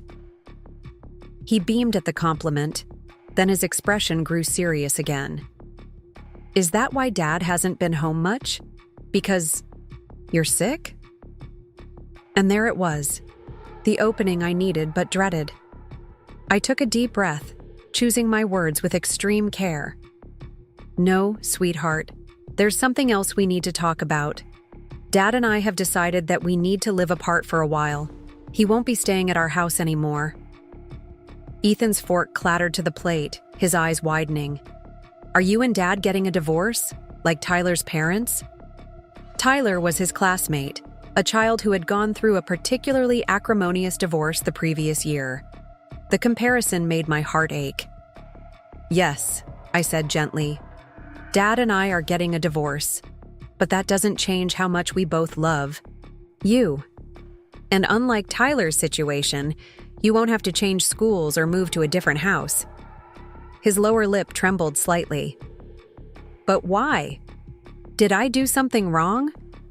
"No." I reached across the table to take his small hands in mine. "Ethan, look at me.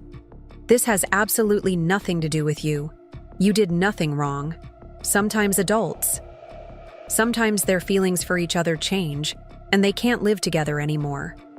But our feelings for you will never change. You are the most important person in the world to both of us."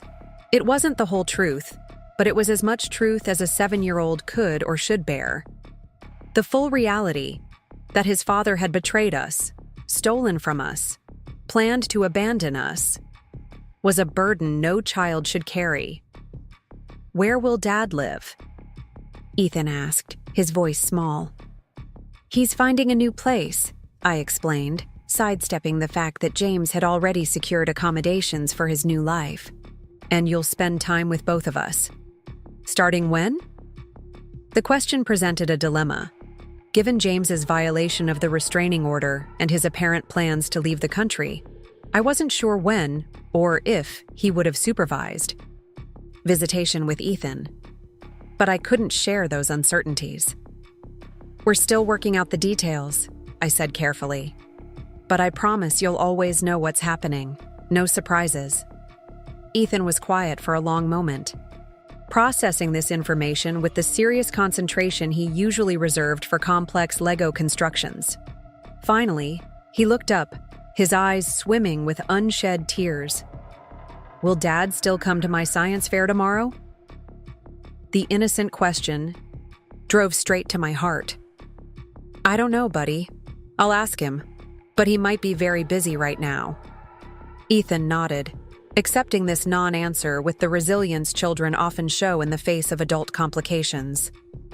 Then he slid off his stool and came around the island to wrap his arms around my waist, burying his face against me. "I don't want you to be sick," he mumbled into my sweater. "I don't want Dad to leave." I held him tightly, my own tears finally spilling over. "I know, sweetheart, I know. But we're going to be okay, you and me. We're going to be just fine." As I comforted my son, I silently renewed my vow to protect him from the ugliness of what was happening, from James's betrayal, from the legal battles ahead, from the financial deception that had been years in the making. Ethan deserved to maintain as much of his childhood innocence as possible, even as our world was changing irrevocably. What I didn't yet know was how difficult that promise would be to keep, or the lengths to which James would go in his desperation. The war was just beginning, and the first casualties were already mounting. The morning of Ethan's science fair dawned with a relentless rain that mirrored my emotional state. I'd barely slept, caught between the physical discomfort of chemotherapy side effects and the emotional aftermath of our conversation. Ethan had eventually fallen asleep in my bed, his small body curled against mine as if trying to absorb comfort through proximity. I'd spent hours watching his peaceful face in the dim glow of the nightlight, wondering how James could contemplate abandoning this perfect child we had created together. When my alarm went off at 6:30 a.m., I carefully extricated myself from Ethan's sleeping form and made my way to the bathroom on unsteady legs. The nausea had subsided somewhat, but a new symptom had taken its place. Every joint in my body ached as if I'd run a marathon the previous day. Dr. Henderson had warned me about this, explaining that the chemotherapy drugs affected rapidly, dividing cells throughout the body, not just the cancerous ones. Still, the reality of it was more debilitating than I had anticipated. I stared at my reflection as I brushed my teeth, noting the dark circles under my eyes and the pallor that made my skin look almost translucent. Today was important. I needed to look as normal as possible for Ethan's sake. The science fair was a major event in his world, and I was determined that my illness and James's betrayal would not overshadow his achievement. After a hot shower that temporarily eased the worst of the joint pain, I applied makeup with more care than usual, making a focused effort to restore some color to my face. I chose a bright scarf to accent my simple outfit, a subtle nod to the head coverings I would soon need, but for now, just a cheerful accessory to distract from my exhaustion. Janet was already in the kitchen when I came downstairs, preparing breakfast and coffee with the easy familiarity of a longtime friend. Her presence in our home during this crisis was a comfort I hadn't realized how desperately I needed. "You look better than you have any right to," she commented, sliding a mug of ginger tea toward me. "How's the nausea?" "Manageable," I replied, grateful for her practical approach. Janet had been through this before with her mother's cancer journey. She knew better than to offer empty platitudes or excessive sympathy. "The joint pain is worse today." She nodded, setting a plate with dry toast and a small bowl of plain yogurt in front of me. "Dr. Henderson mentioned that might happen. Did you take the anti-inflammatory she prescribed?" I nodded, sipping the tea gratefully. "Where's Ryan?" "He left early for the office. The compliance team is conducting a full audit of client accounts to assess exactly what James has been doing. He wanted to be there when they started." She hesitated, then added, "There's something else. James called Ryan this morning." My hand froze midway to my mouth. "What did he want?" "To negotiate." He's offering to be reasonable about the divorce and company division if we drop the restraining order and asset freeze. Ryan told him any negotiations need to go through the attorneys. I set my mug down carefully. He's getting desperate. That's what Ryan thinks too. Desperate people make mistakes. The sound of small feet on the stairs interrupted our conversation as Ethan appeared, still in his pajamas, his hair standing up in wild cowlicks. Despite everything, the sight of him brought a genuine smile to my face. "Morning, sunshine," greeted him. "Ready for your big day?" His answering smile was slightly subdued, the conversation from last night clearly still weighing on him. "Is Dad coming to the science fair?" The question I had been dreading. I exchanged a quick glance with Janet before answering carefully. "I left a message for him last night, but haven't heard back yet. We should assume it will just be me today, but if that changes, I'll let you know." Ethan nodded, accepting this with the resignation of a child who was beginning to understand that his world was changing in fundamental ways. The expression looked wrong on his young face, and I felt a fresh surge of anger toward James for putting him in this position. "Well, I for one can't wait to see your project win first prize," Janet said brightly, setting a plate of pancakes shaped like atoms in front of him. A thoughtful touch that immediately brought back Ethan's smile. "Aunt Janet, how did you know I'm studying atoms?" "A little bird told me," she replied with a wink in my direction. "Now eat up, scientist. Big day ahead." As Ethan dug into his breakfast with renewed enthusiasm, I caught Janet's eye and mouthed, "Thank you." These small moments of normalcy were lifelines in the storm we were navigating. After breakfast, while Ethan was upstairs getting dressed, my phone rang with Caroline Winters' number. "Rebecca," she began without preamble, "we have a situation. James filed an emergency motion this morning claiming parental alienation. He's alleging that you're using your diagnosis to turn Ethan against him." The accusation was so absurd that it momentarily left me speechless. That's ridiculous. I've been incredibly careful not to say anything negative about James to Ethan. I didn't even tell him the real reason for the separation. "I know," Caroline assured me, "and the judge will see through this. It's a desperate tactic, likely orchestrated by Martin Gray to put you on the defensive. The hearing is set for tomorrow morning at 9 a.m. "Tomorrow?" I echoed, mentally reviewing my treatment schedule. "I have a follow-up appointment at the cancer center at 10. I'll request a continuance based on your medical treatment, but be prepared for the judge to deny it. Gray will argue that your medical appointments could continue indefinitely and shouldn't delay urgent matters concerning Ethan's welfare." I closed my eyes briefly, trying to manage the wave of exhaustion that washed over me. Every day seemed to bring a new battle, a new front in this war I hadn't asked for. What does James hope to gain from this? "Two things," Caroline replied. "First, he's trying to establish himself as the victim, the concerned father being unfairly kept from his child. Second, he's trying to force you to allow him access to Ethan immediately, which would undermine the restraining order." "But the restraining order is against him contacting me, not Ethan," I pointed out. "Exactly, which is why this is a calculated move. If he's granted immediate visitation, it creates practical problems with the restraining order. It's a legal maneuver to chip away at the protections we've put in place." I thought of Ethan's question about his father attending the science fair. "He's going to show up at the school today, isn't he? That's why he's filing this now." Caroline's silence confirmed my suspicion. "What can I do?" I asked. "Document everything. If he approaches you in violation of the restraining order, don't engage. Just record the interaction if possible. If he creates a scene at Ethan's school event, that only strengthens our case about his behavior." After ending the call, I relayed the situation to Janet, who immediately offered to attend the science fair with us, another adult witness if James did decide to make an appearance. Ethan's elementary school gymnasium had been transformed for the science fair, with rows of project displays arranged by grade level. The excited chatter of children and the buzz of parents and teachers created a festive atmosphere that would normally have lifted my spirits. Today, however, I moved through the crowd with hypervigilance, scanning constantly for any sign of James.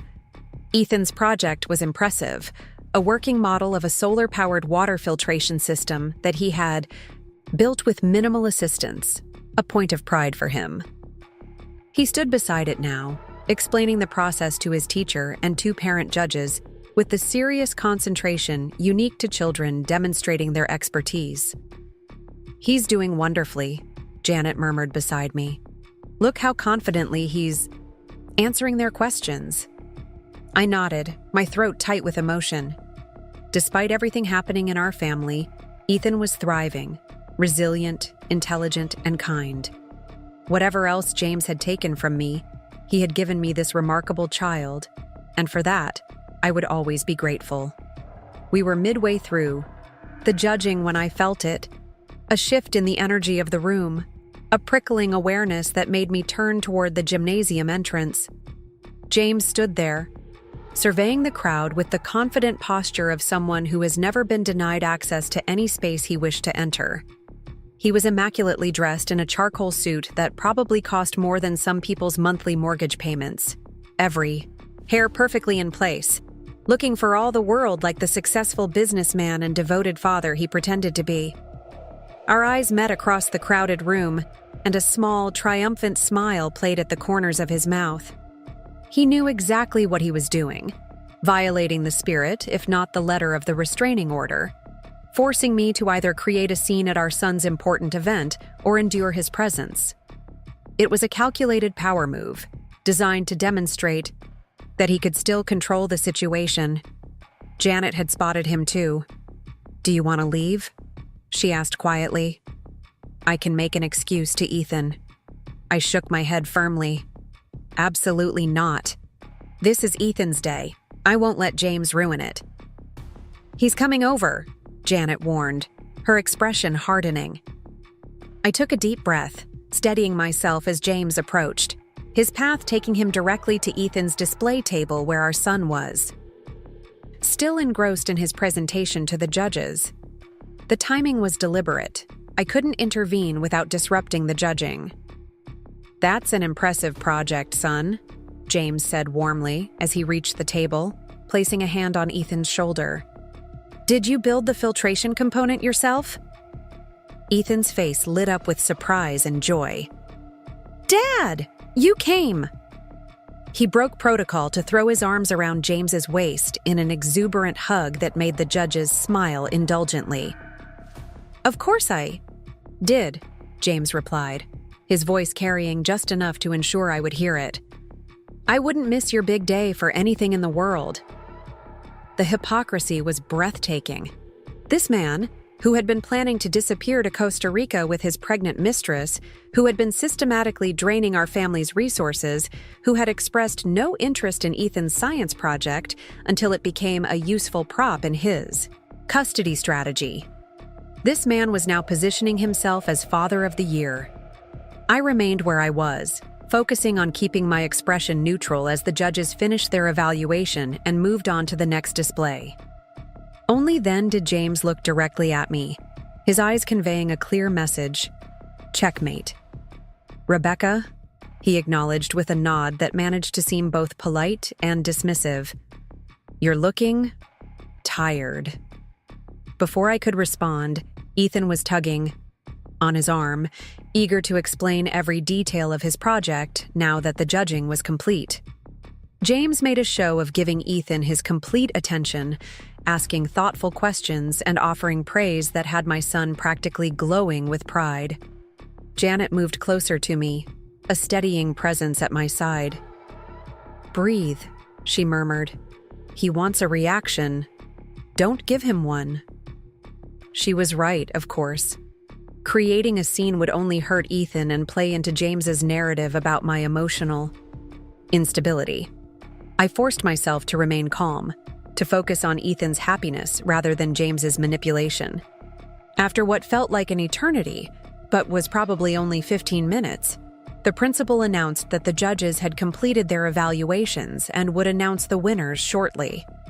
Ethan bounced on his toes with excitement, looking from James to me and back again. "Both my parents came to see my project," he declared, his simple joy at having his family together creating a complicated knot of emotions in my chest. "We wouldn't miss it," I assured him, finally moving closer to the display table but maintaining a careful distance from James. "Your project is amazing, Ethan. All that hard work really paid off." James seized the opening.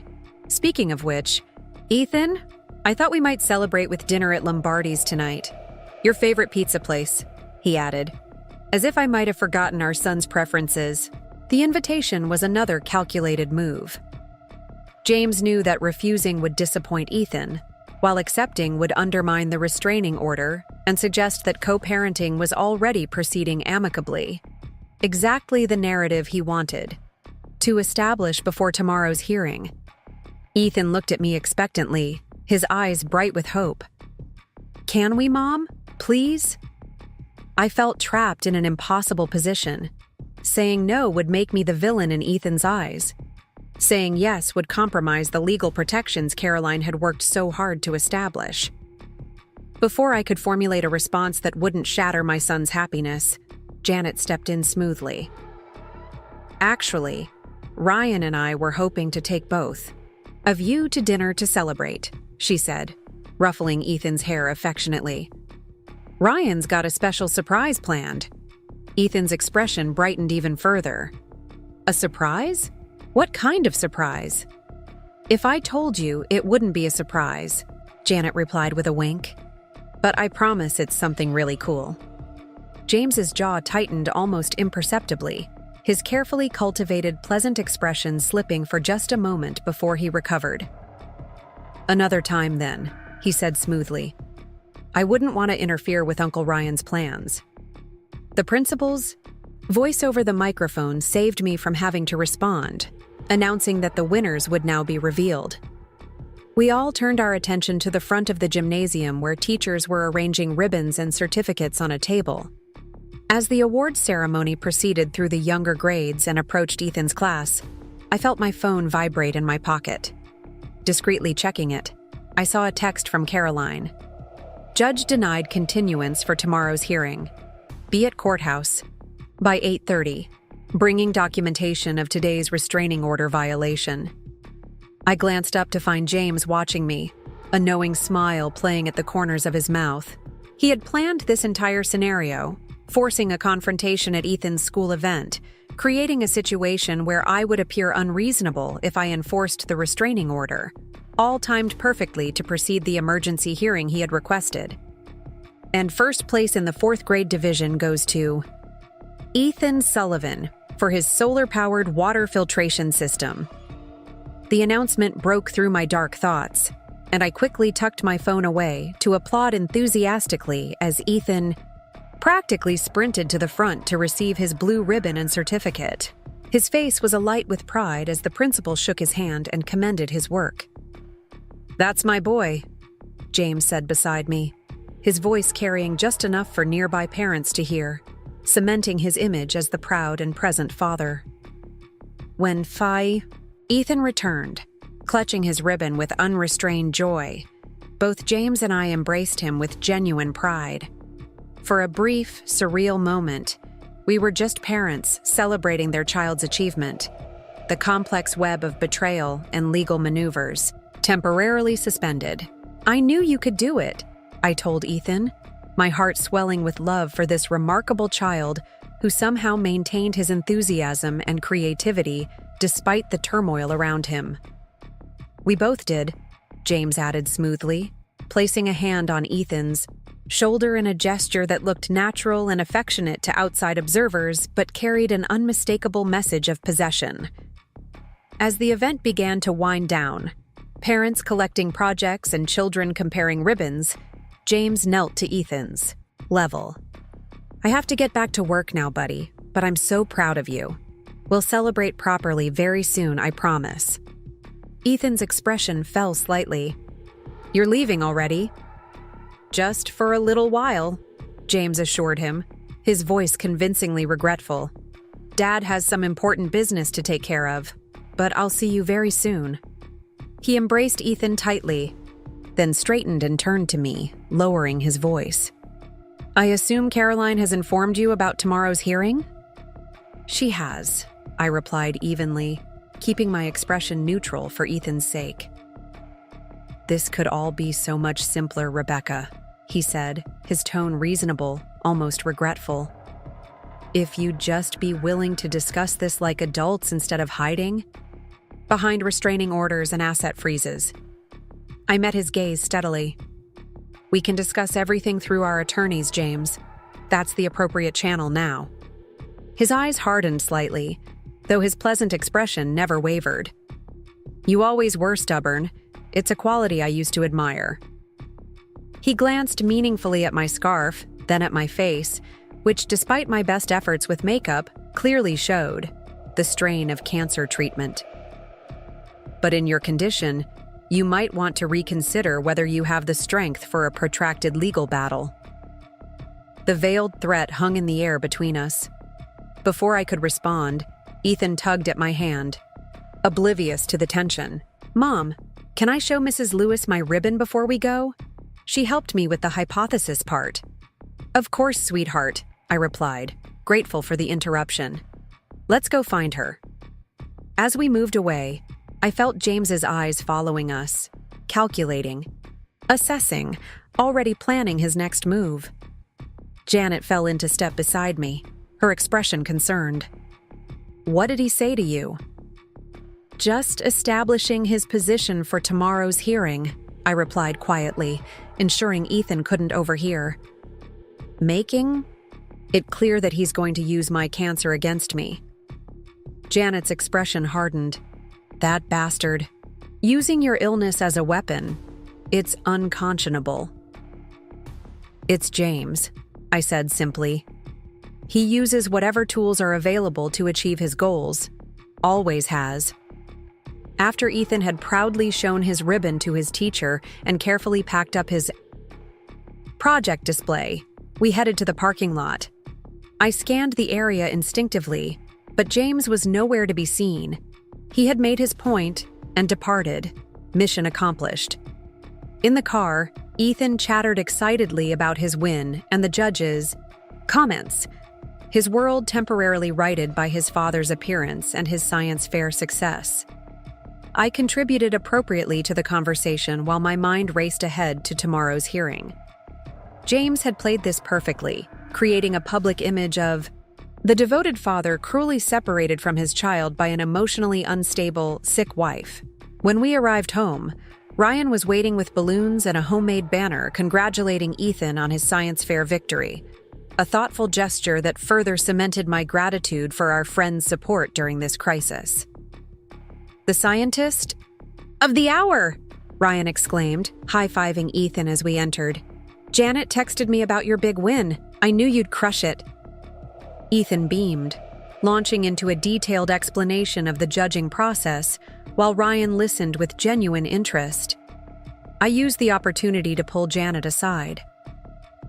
"Thank you for the quick thinking at the school," I said quietly. "The dinner invitation was a trap." Janet nodded grimly. "I figured as much. Ryan and I discussed it this morning after James called him. We expected he might try something like this." "I need to call Caroline and update her before tomorrow's hearing," I said, feeling the weight of exhaustion pressing down on me.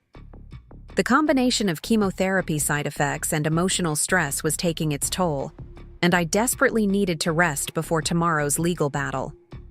"Go," Janet urged. "We've got Ethan covered. Ryan really did plan a celebration dinner. We're picking up Lombardi's pizza and setting up a movie night here, complete with ice cream sundaes." I squeezed her hand gratefully. "I don't know what I'd do without you two." "You'd manage," she replied confidently, "but I'm glad you don't have to." Upstairs in my bedroom, I called Caroline and gave her a detailed account of the science fair encounter, including James's veiled threat about my condition making a legal battle inadvisable. "This actually helps us," Caroline assured me. "He's clearly attempting to intimidate you, and the fact that he approached you at all, knowing about the restraining order, demonstrates his disregard for legal boundaries." "He was careful," I pointed out. "He didn't create a scene or directly violate the terms regarding Ethan. He made sure there were plenty of witnesses to see him being the devoted father." "That's Martin Gray's influence," Caroline confirmed. "He's coaching James on how to appear reasonable while actually undermining the court's orders." "But judges aren't stupid. They see through these tactics all the time." "What should I expect tomorrow?" "Gray will paint James as the victim, a devoted father being unfairly separated from his child due to your emotional overreaction to his affair. He'll suggest that your cancer diagnosis has left you unable to think rationally, and that the financial measures you've taken are vindictive rather than protective. And our counter? We'll present evidence of James's long-term financial deception, his plans to leave the country, and his apparent intention to abandon both you and Ethan during your medical crisis. We'll emphasize that the restraining order and asset freeze are necessary protections, not punitive measures." She paused before adding, "But Rebecca, you need to be prepared for Gray to be brutal. He's known for pushing emotional buttons to provoke reactions that make his opponents appear unstable." "I understand," I replied, thinking of James's calculated appearance at the science fair. He's already started. After ending the call, I lay down for what I intended to be a brief rest before joining the celebration downstairs. The combination of physical exhaustion and emotional strain quickly pulled me under, and I fell into a deep sleep. Dreams filled with courtrooms and science fairs, blue ribbons and restraining orders, all blurring together in a disorienting haze. I was awakened by a gentle knock on my door. Opening my eyes groggily, I was surprised to see that evening had fallen. I had been asleep for over 3 hours. "Mom?" Ethan's voice came through the door. "Are you awake? We saved you some pizza." "Come in, sweetheart," I called, quickly sitting up and trying to smooth my rumpled appearance. The door opened and Ethan entered carrying a plate with 2 slices of pizza and a small bowl of salad, his expression a mixture of concern and determination. Behind him, Janet hovered in the doorway, mouthing, "Sorry," with an apologetic shrug. "You were sleeping a really long time," Ethan observed, carefully, setting the plate on my nightstand. "Aunt Janet said it's because of your medicine, and that sometimes you might need extra rest." I smiled, touched by his concern. "That's right.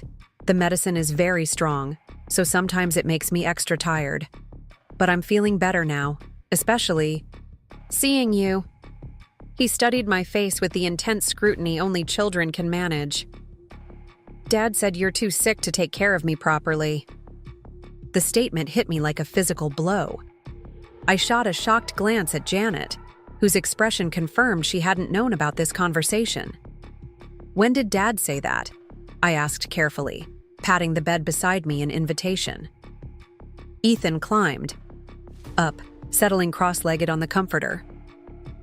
"After the science fair, when you were talking to Ms. Peterson's mom, he said I might need to stay with him for a while because you need to focus on getting better." I took a deep breath, struggling to contain the surge of anger that threatened to overwhelm me. James had used the brief moment when my attention was diverted to plant seeds of doubt in our son's mind, a calculated move designed to undermine my position before tomorrow's hearing. "Ethan, look at me," I said gently, waiting until his eyes met mine. "Your dad is worried about me and about you, which is natural, but I am absolutely able to take care of you.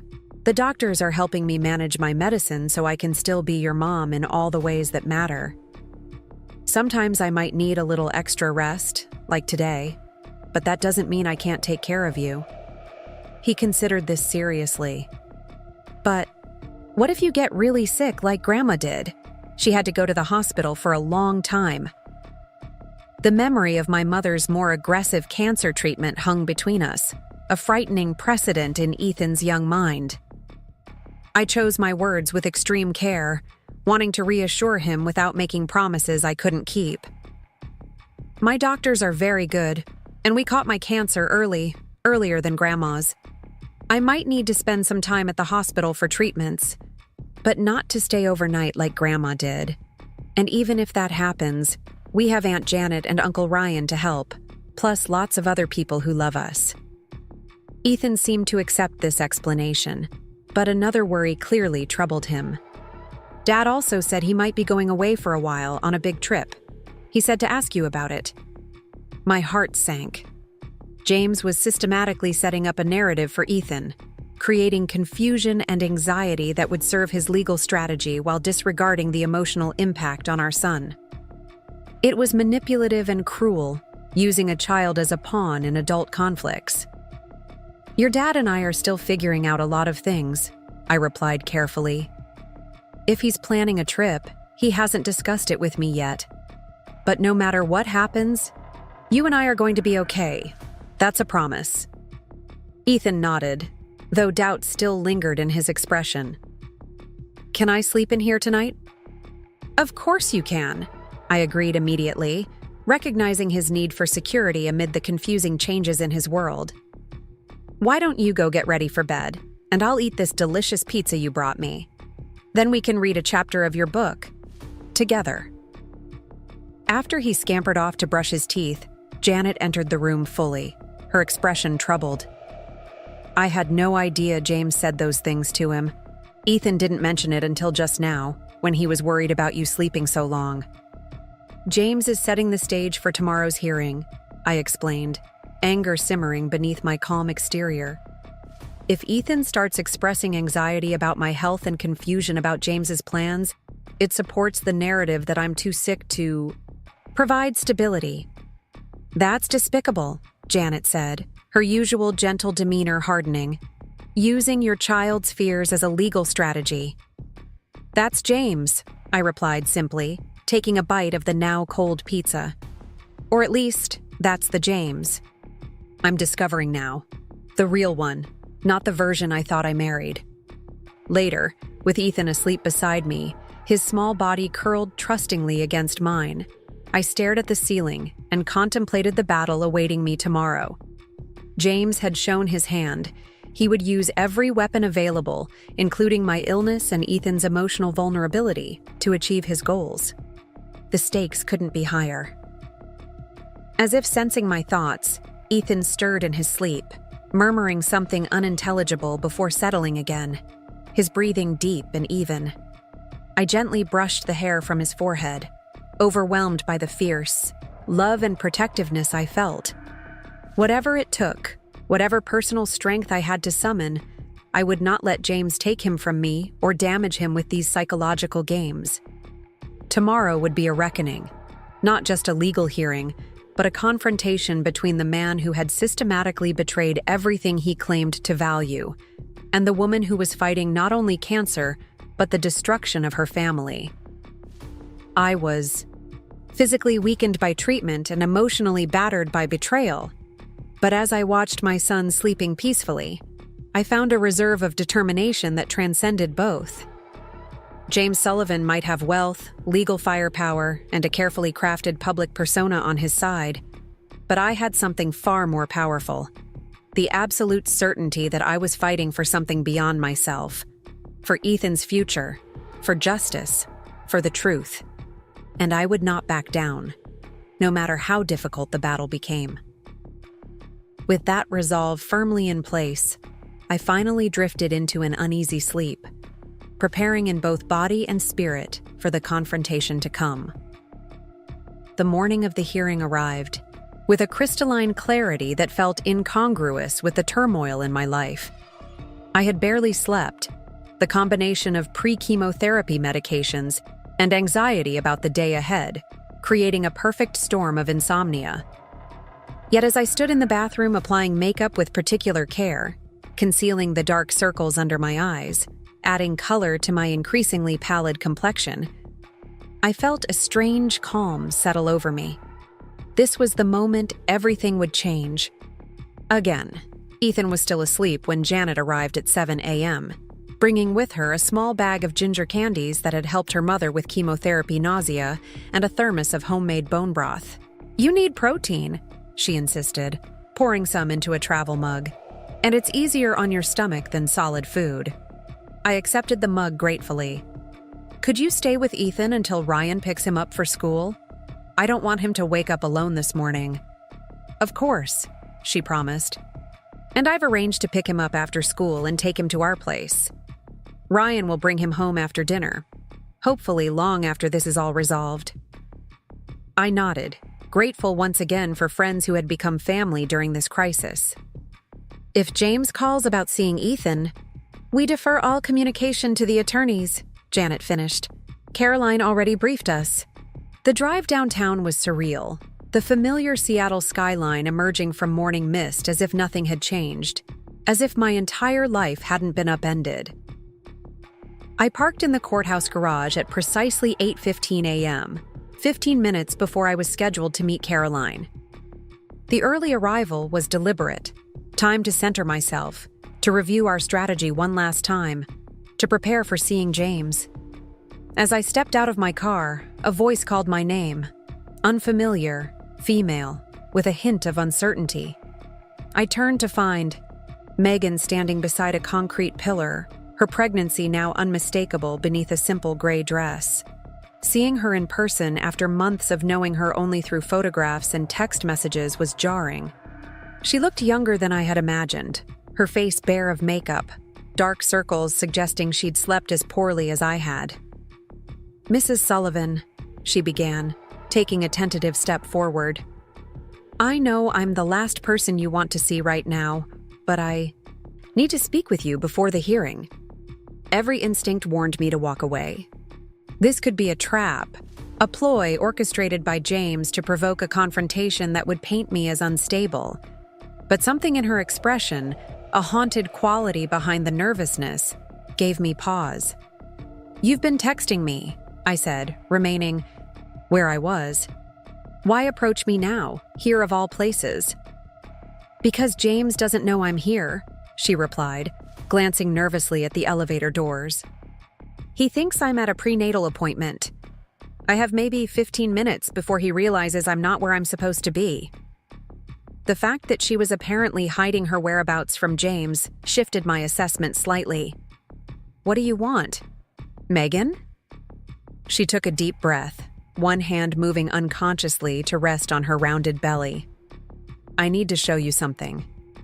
She pulled out her phone and pressed a few buttons before holding it out to me. "He doesn't know I have these." I hesitated, then took the phone.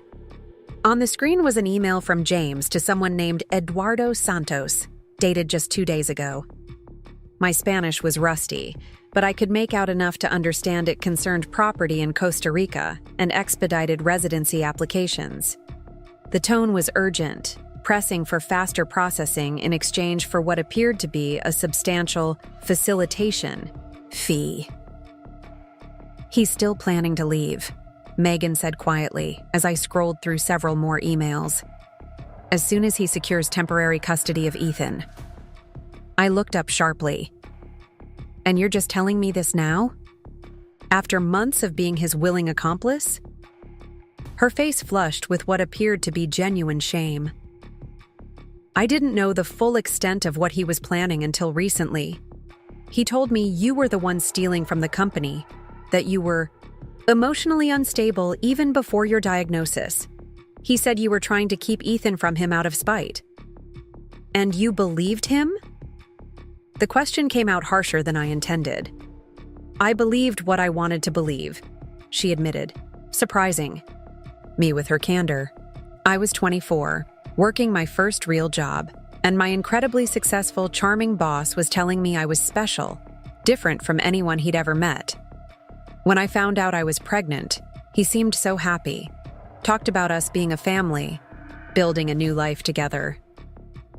Her expression hardened slightly, but then things started not adding up.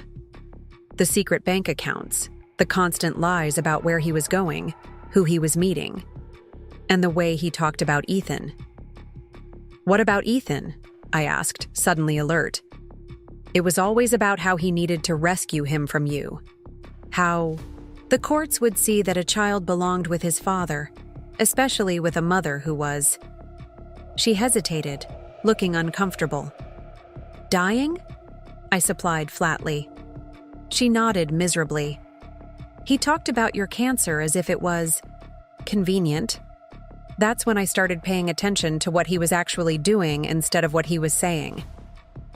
I handed her phone back, my mind racing to process this new information. Why are you telling me this now? What do you want? Megan's hand returned to her belly in what appeared to be an unconscious protective gesture. I'm going to have a daughter in 3 months, and I need to decide what kind of mother I'm going to be. The kind who looks the other way when she knows something is wrong, or the kind who stands up for what's right, even when it's hard. The simple sincerity of her statement caught me off guard. Before I could respond, she continued, her words coming faster now. James doesn't love me.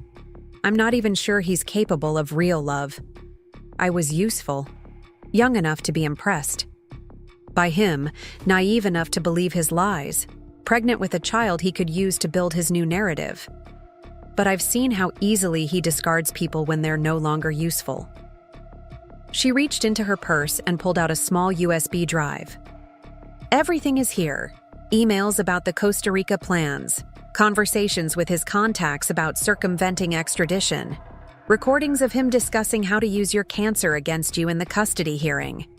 There's also financial information I found on his laptop, offshore accounts you might not know about. I stared at the small device she was offering, hardly daring to believe it could be genuine. Why should I trust this? Or you? You shouldn't, she replied with unexpected frankness. I wouldn't if I were you. But you can verify everything on this drive, and if you have any technical experts on your team, they can confirm none of it has been altered. I hesitated a moment longer, then took the drive, slipping it into my jacket. Pocket. James will know you did this. She nodded, a flicker of fear crossing her face before being replaced by determination. Yes. That's why I'm leaving Seattle today. My sister lives in Portland. I'll stay with her until I figure out my next steps. He'll find you, I warned, surprised to find myself concerned for the woman who had participated in destroying my marriage. Probably, she agreed, but he'll be too busy dealing with the fallout from today to come after me immediately. And I've learned a few things about disappearing from watching him plan his own escape. The elevator doors opened at the far end of the garage, and Megan stiffened. I have to go. Different exit. She turned to leave, then paused. Mrs. Sullivan, Rebecca, I'm sorry. It doesn't change anything, I know that. But I am genuinely sorry for my part in all of this. Before I could respond, she was walking rapidly toward the stairwell, leaving me standing alone with the USB drive that could potentially change everything. Caroline was already waiting in the courthouse lobby. When I arrived, her expression shifting from professional composure to concern as she registered my agitated state. What happened? She asked immediately, guiding me to a quiet corner away from the flow of people. I quickly recounted my encounter with Megan and showed her the USB drive. Caroline's eyebrows rose as she listened, her analytical mind clearly assessing the potential impact on our case. This could be extremely valuable, she said when I finished. Or it could be an elaborate setup. We need to verify the contents before we use any of it. She pulled out her phone and made a quick call to her office, arranging for a digital forensics expert to meet us immediately. We have 40 minutes before the hearing. That should be enough time to at least determine if the material appears genuine. The next half hour passed in a blur of activity as Caroline's colleague, a former FBI cybersecurity specialist named Marcus, examined the contents of the drive on a secure laptop. His expression grew increasingly grim as he worked. This appears authentic, he finally announced. The email metadata checks out, and the audio recordings show no signs of manipulation. I'd need more time for a comprehensive analysis, but based on my preliminary review, this evidence is likely admissible. Caroline quickly sorted through the material, identifying the most immediately relevant pieces for the hearing. The emails, confirming ongoing plans to leave the country with Ethan, are particularly damning, especially in light of the emergency custody motion. The offshore accounts provide additional evidence of financial concealment. She looked up at me, her expression more optimistic than I had seen it in days. This significantly strengthens our position, Rebecca. Judge Henderson is known for prioritizing children's welfare above all else. Evidence that James was planning to remove Ethan from the country without your knowledge or consent directly contradicts his claim that you're the one engaging in parental alienation. A sense of cautious hope began to replace the anxiety that had been my constant companion. What about Megan? Should we call her as a witness? Caroline considered this carefully.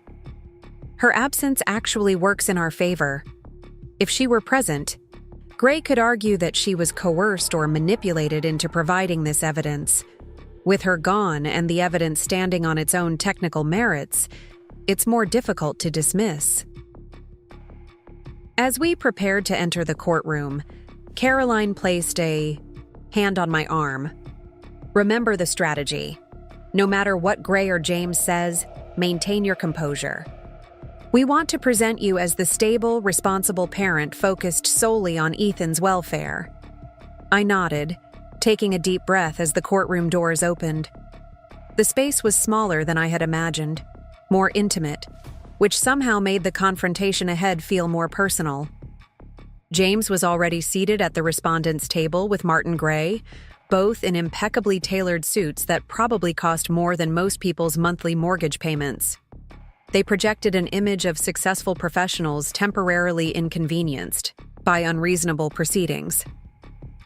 James looked up as we entered, his expression briefly registering surprise at my appearance. Perhaps he had expected cancer and stress to have taken a more visible toll, to provide visual evidence for his claims about my inability to care for Ethan. The hours I had spent that morning concealing the physical effects of treatment suddenly seemed worth the effort. Gray leaned over to whisper something to James, whose eyes narrowed slightly as he studied me more carefully. I met his gaze directly, refusing to be intimidated, and was rewarded by a flicker of uncertainty in his expression before he looked away. Judge Henderson entered moments later, a formidable woman in her early 60s whose reputation for cutting through legal theatrics was well established in Seattle's family court system. After the customary rising and formal introductions, she got straight to the point. I've reviewed the emergency motion filed by Mr. Sullivan alleging parental alienation and requesting immediate modification of custody arrangements, she began, her tone making it clear she was unimpressed by the urgency claimed in the filing. I've also reviewed the response and the original restraining order documentation. Mr. Gray, you may present your client's case. Gray rose with the smooth confidence of a man accustomed to commanding courtrooms. Thank you, Your Honor. We're here today because a father is being systematically and cruelly separated from his child during an emotionally vulnerable time. While everyone sympathizes with Mrs. Sullivan's medical situation, it has unfortunately affected her judgment and emotional stability. He paced slightly as he spoke, a calculated performance designed to draw attention.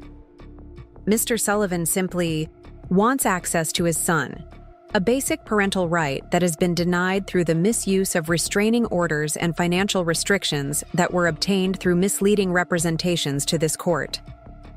Gray continued for several minutes, painting James as a devoted father desperate to maintain his relationship with Ethan, despite his estranged wife's vindictive attempts to destroy their bond. He carefully acknowledged my cancer diagnosis with superficial sympathy, while simultaneously using it as evidence of my supposed emotional instability and inability to make rational decisions. In conclusion, Your Honor, Gray finished with practiced sincerity, we ask the court to grant Mr. Sullivan equal parenting time immediately and to review the financial restrictions that are preventing him from properly supporting both his current family and the child he is expecting with his partner. Judge Henderson's expression remained impassive throughout Gray's presentation. When he finished, she turned to Caroline, Ms. Winters, your response. Caroline rose with quiet confidence that contrasted effectively with Gray's theatrical approach. Your Honor, Mr. Gray has presented a compelling fiction that bears little resemblance to reality. The restraining order and financial restrictions currently in place were not emotional reactions to Mr. Sullivan's infidelity, as opposing counsel suggests, but necessary protections implemented when evidence emerged that Mr. Sullivan was planning to leave the country permanently with substantial family assets. She methodically laid out the evidence we had gathered over the past weeks: the Costa Rica property purchase, the diverted company funds, the offshore accounts, James's systematic emptying of Ethan's college fund. With each piece of evidence, I watched James's carefully maintained expression of concerned fatherhood grow increasingly strained. Furthermore, Caroline continued, new evidence has come to light just this morning that Mr. Sullivan continues to actively pursue plans to leave the country with Ethan, despite the court orders currently in place.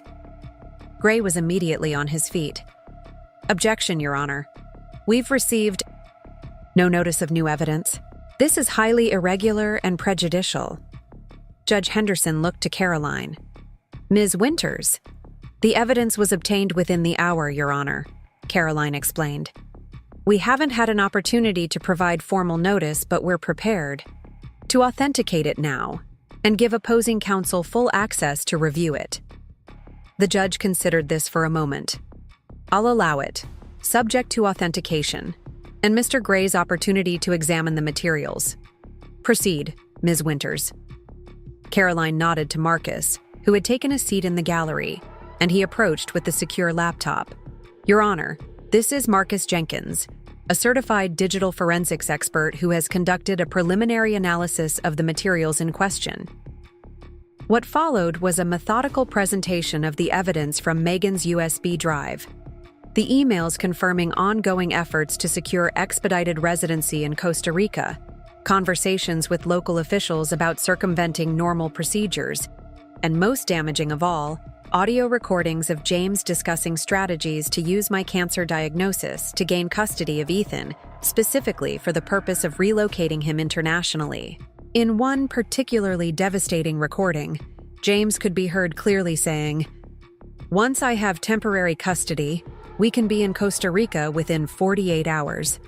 By the time she realizes what's happened, we'll be established residents under local protection." The Costa Rican courts favor biological parents, especially when the alternative is a stepmother versus a mother too sick to care for her child.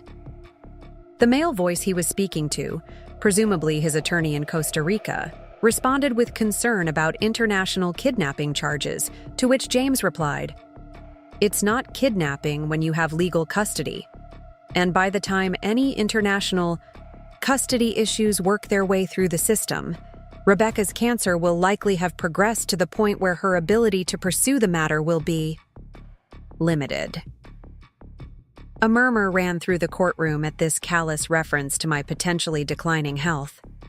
I fought to maintain my composure, though internally I was reeling at the cold calculation in James's voice as he discussed essentially waiting for my death as part of his legal strategy. Gray attempted to object multiple times during the presentation, questioning the authenticity of the recordings and the legality of how they were obtained. Judge Henderson allowed him to cross-examine Marcus about the technical aspects of the evidence, but ultimately permitted the presentation to continue. Throughout this process, I kept my attention focused on Judge Henderson, deliberately avoiding looking at James. I could feel his eyes on me, could sense his growing panic as his carefully constructed narrative crumbled under the weight of his own recorded words. Only when Caroline concluded her presentation did I allow myself a brief glance in his direction. The man I saw barely resembled the confident, controlled James Sullivan who had entered the courtroom. His face had lost its color, his posture no longer projected easy authority, and the look he directed at me contained a mixture of fury and fear that might have been satisfying under different circumstances. Now it just seemed pathetic. The desperate rage of a man who had believed himself untouchable, suddenly confronted with consequences. Judge Henderson's voice cut through the tension in the room. Mr. Gray, does your client wish to respond to this evidence? Gray conferred quickly with James, their whispered conversation clearly heated despite their attempts at discretion. Finally, Gray stood, his earlier smooth confidence notably diminished. Your Honor, my client would like to request a brief recess to review this unexpected evidence and prepare an appropriate response. Denied, Judge Henderson replied without hesitation. The evidence speaks for itself, and the matters before this court today are time-sensitive. Mr. Sullivan, please rise. James stood slowly, his expression now carefully blank, the look of a man who knew he had miscalculated badly and was attempting to minimize the damage. Mr. Sullivan, Judge Henderson began, her tone measured but severe. The evidence presented today suggests not only a disregard for this court's previous orders, but an active conspiracy to circumvent them through international flight. More concerning is the apparent willingness to use your son as a pawn in this scheme, with complete disregard for his emotional well-being or his relationship with his mother. She leaned forward slightly, her gaze intensifying.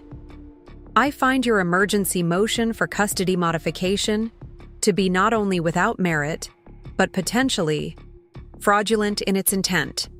The temporary restraining order is hereby extended indefinitely, and all financial restrictions will remain in place pending full adjudication of the divorce proceedings. James started to speak, but Judge Henderson held up her hand, silencing him. I'm not finished, Mr. Sullivan. Given the evidence of your plans to leave the jurisdiction with your son, I am ordering the immediate surrender of your passport to this court. Additionally, you will be permitted supervised visitation with your son only 2 hours per week at the Family Services Center, with a court-appointed supervisor present at all times. The severity of these restrictions clearly shocked James, whose carefully maintained facade finally cracked. Your Honor, that's completely unreasonable. I'm his father. You can't seriously restrict me to 2 hours of supervised visitation because of some doctored recordings provided by Mr. Sullivan, Judge Henderson interrupted sharply. You would be well advised not to continue that line of argument. The restrictions I've imposed are directly proportional to the evidence of your intentions. Be grateful I haven't referred this matter to the district attorney for consideration of attempted parental kidnapping charges. She turned to address both attorneys. Ms. Winters, please prepare the formal orders reflecting today's ruling for my signature by end of day. Mr. Gray, ensure your client surrenders his passport to the clerk before leaving the courthouse today. This hearing is adjourned. With a decisive bang of her gavel, Judge Henderson stood and exited the courtroom, leaving stunned silence in her wake. The comprehensive victory was so complete, so unexpected, that for a moment I couldn't process it. Caroline squeezed my hand, her professional demeanor giving way to a genuine smile. That went better than we could have hoped, she murmured. Judge Henderson rarely issues such definitive interim rulings. Across the room, James and Gray were engaged in intense conversation. James's face flushed with anger as Gray appeared, to be counseling restraint. When James looked up and met my eyes across the courtroom, the raw hatred in his expression was startling. This man who had once promised to love me in sickness and in health now looked at me as if I were his mortal enemy, and perhaps I was. I had become the obstacle he couldn't charm, manipulate, or intimidate, the unexpected variable in his carefully calculated plan. The woman he had assumed would be too weakened by cancer and betrayal to fight back had instead exposed his schemes and secured the first significant victory in what would likely be a protracted legal battle. As Caroline gathered our materials and prepared to leave, James suddenly broke away from Gray and approached our table. Gray attempted to stop him, but James shook off his attorney's restraining hand with a sharp gesture. "This isn't over, Rebecca," he said, his voice low and tightly controlled despite the fury evident in his expression. "You have no idea what you've started." Before I could respond, Caroline stepped between us. "Mr. Sullivan, I suggest you return to your counsel. Any communication with my client should go through proper legal channels." James ignored her, his eyes fixed on mine. "Where is she? Where's Megan?" The question confirmed my suspicion that he had already discovered her absence. "I have no idea," I replied truthfully. "Perhaps she finally saw you for who you really are." For a moment, I thought he might lose control completely. His hands clenched into fists, a vein pulsing visibly at his temple. Then Gray was there, physically guiding him away with a hand firmly on his arm, whispering urgently in his ear. As they retreated, Caroline turned to me with concern. "Are you all right? That was completely inappropriate." I nodded, surprised, to realize that I was more than all right. Despite the confrontation, despite James's threats, I felt lighter than I had in months. "I'm fine. Better than fine, actually. For the first time since this all began, I feel like I can breathe again." Caroline smiled, understanding perfectly. "That's the feeling of taking back control. Now let's get out of here before they decide to try anything else." As we walked out of the courthouse into the bright Seattle morning, I was struck by how different everything looked. The same buildings, the same sky, the same hurrying people, yet somehow transformed by the shift in my circumstances. The world hadn't changed, but my place in it had. From victim to advocate, from betrayed wife to formidable opponent.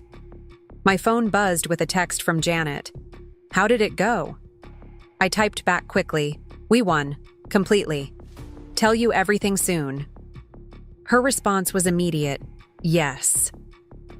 Ethan made cookies for you. Said they have healing powers. Home by 6? The message brought unexpected tears to my eyes, happy ones for the first time in what felt like forever. "Perfect. Tell him I can't. Wait." As I tucked my phone away, Caroline touched my arm lightly. "This is just the beginning, Rebecca.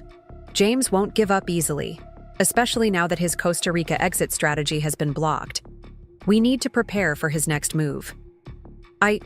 No, I acknowledged, the momentary euphoria tempered by practical reality. "But today, I'm going to celebrate this victory. I'm going to go home and eat magical healing cookies with my son and feel grateful that for once, justice actually prevailed."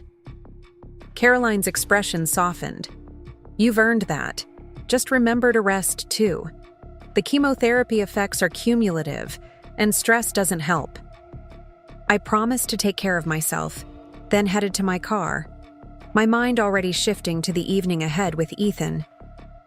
As I drove away from the courthouse, I allowed myself to truly consider, perhaps for the first time, that we might actually emerge from this nightmare intact, different, certainly marked by the experience in ways that would never fully heal, but fundamentally whole. The next 3 months brought both challenges and unexpected gifts. My chemotherapy continued, with side effects that waxed and waned in intensity, but never disappeared completely. I lost my hair as expected, prompting a shopping expedition with Ethan to select scarves. He favored bold patterns and bright colors, insisting they matched my warrior spirit. James, thwarted in his initial attempts to gain custody and leave the country, shifted to financial warfare. Gray filed motion after motion, challenging the asset freeze, the company leadership structure, even the ownership percentages that had been established years earlier. Each was methodically defeated by Caroline's team, though the constant legal battles drained energy I could ill afford to spare. The supervised visitation with Ethan proceeded with mixed results. Initially, James was a model of paternal devotion. During these sessions, bringing thoughtful gifts and maintaining a carefully positive demeanor. But as the weeks passed and his legal options narrowed, his frustration began to show. The supervisor's reports noted increasing attempts to question Ethan about our home life, my health, and other topics that skirted the boundaries of appropriate conversation. After one particularly troubling session, where James had suggested to Ethan that he would rescue him soon, Caroline successfully petitioned to have the visitations reduced further and more strictly monitored. James's response was to stop attending altogether, claiming the restrictions made meaningful father-son bonding impossible. This abandonment hit Ethan hard, despite our best efforts to shield him from the adult complexities of the situation. The child psychologist we had been seeing recommended additional sessions to help him process his feelings of rejection and confusion. He blames himself, Dr. Ling explained during one of our parent consultations. Children almost always internalize parental abandonment as their own failure, no matter how much we tell them otherwise. How do I fix that? I asked, heartbroken by the thought of Ethan carrying such an unfair burden. You can't fix it completely, she replied gently. But you can counterbalance it by being consistently present, by following through on your promises, and by creating new stability in his life. Children are remarkably resilient when they have even one truly reliable parent. I clung to this reassurance during the difficult weeks that followed, making a point to maintain routines despite my fluctuating energy levels, and to be unfailingly honest with Ethan about both my health challenges and the evolving family situation. Megan had indeed disappeared to Portland, though not before providing Caroline with additional documentation about James's financial maneuvers. She declined to testify in person at any hearings, her lawyer citing concerns for her health during a high-risk pregnancy. But her written statements proved invaluable in unraveling the complex web of accounts James had established. The divorce proceedings moved forward with glacial slowness, delayed by James's increasingly desperate legal tactics. But with each passing week, our position strengthened as more evidence of his financial malfeasance emerged. Ryan had stepped fully into leadership at Sullivan Financial Advisors, working tirelessly to reassure clients and stabilize the firm after the chaos James had created. To everyone's surprise, including mine, most clients chose to remain with the company once they understood the situation, many expressing shock at James's actions and support for Ryan's ethical approach to resolving the crisis. People value integrity, Ryan explained when I expressed amazement at the client retention rate. Once they realized James had been mismanaging their investments for his personal gain, they appreciated our transparency in addressing the situation. 4 months after the initial confrontation with James, I sat in Dr. Henderson's office receiving news I had barely dared to hope for. "Your latest scans are clear," she announced, her professional demeanor softening into a genuine smile. "The tumor has responded exceptionally well to treatment. While we can never use the word cured this early, I can say you're in complete remission." The relief was so profound that for a moment I couldn't speak, could only sit there as tears spilled down my cheeks. Dr. Henderson, accustomed to such reactions, simply passed me a box of tissues and waited patiently. "What happens now?" I finally managed to ask. "We'll continue with a modified treatment protocol for another 2 months to ensure we've addressed any microscopic disease that might not be visible on scans," she explained. "Then we'll transition to a maintenance approach with regular monitoring. The prognosis is excellent, Rebecca." As I left the cancer center that day, the Seattle rain that had once seemed to mirror my despair now felt cleansing, renewing. I stood for a moment on the sidewalk, face tilted up to the gentle precipitation, allowing myself to fully experience the moment. I was going to live. I was going to watch Ethan grow up. I was going to reclaim my future. The final resolution of the divorce came almost exactly 1 year after I had discovered James's betrayal. The settlement, while not everything Caroline had initially sought, represented a decisive victory. I retained majority ownership of Sullivan Financial Advisors, renamed Westlake Financial Partners, received the family home, which I had already decided to sell, preferring a fresh start in a smaller, more manageable property, and secured full custody of Ethan, with James granted limited supervised visitation rights that he rarely exercised. Most importantly, we recovered a substantial portion of the funds James had diverted to offshore accounts, money that would ensure Ethan's educational future and provide a cushion as I rebuilt our lives. James, facing potential criminal charges for financial fraud, ultimately accepted a plea deal that included financial restitution and a 5-year prohibition from working in the financial services industry. The last time I saw him in person was at the final settlement conference.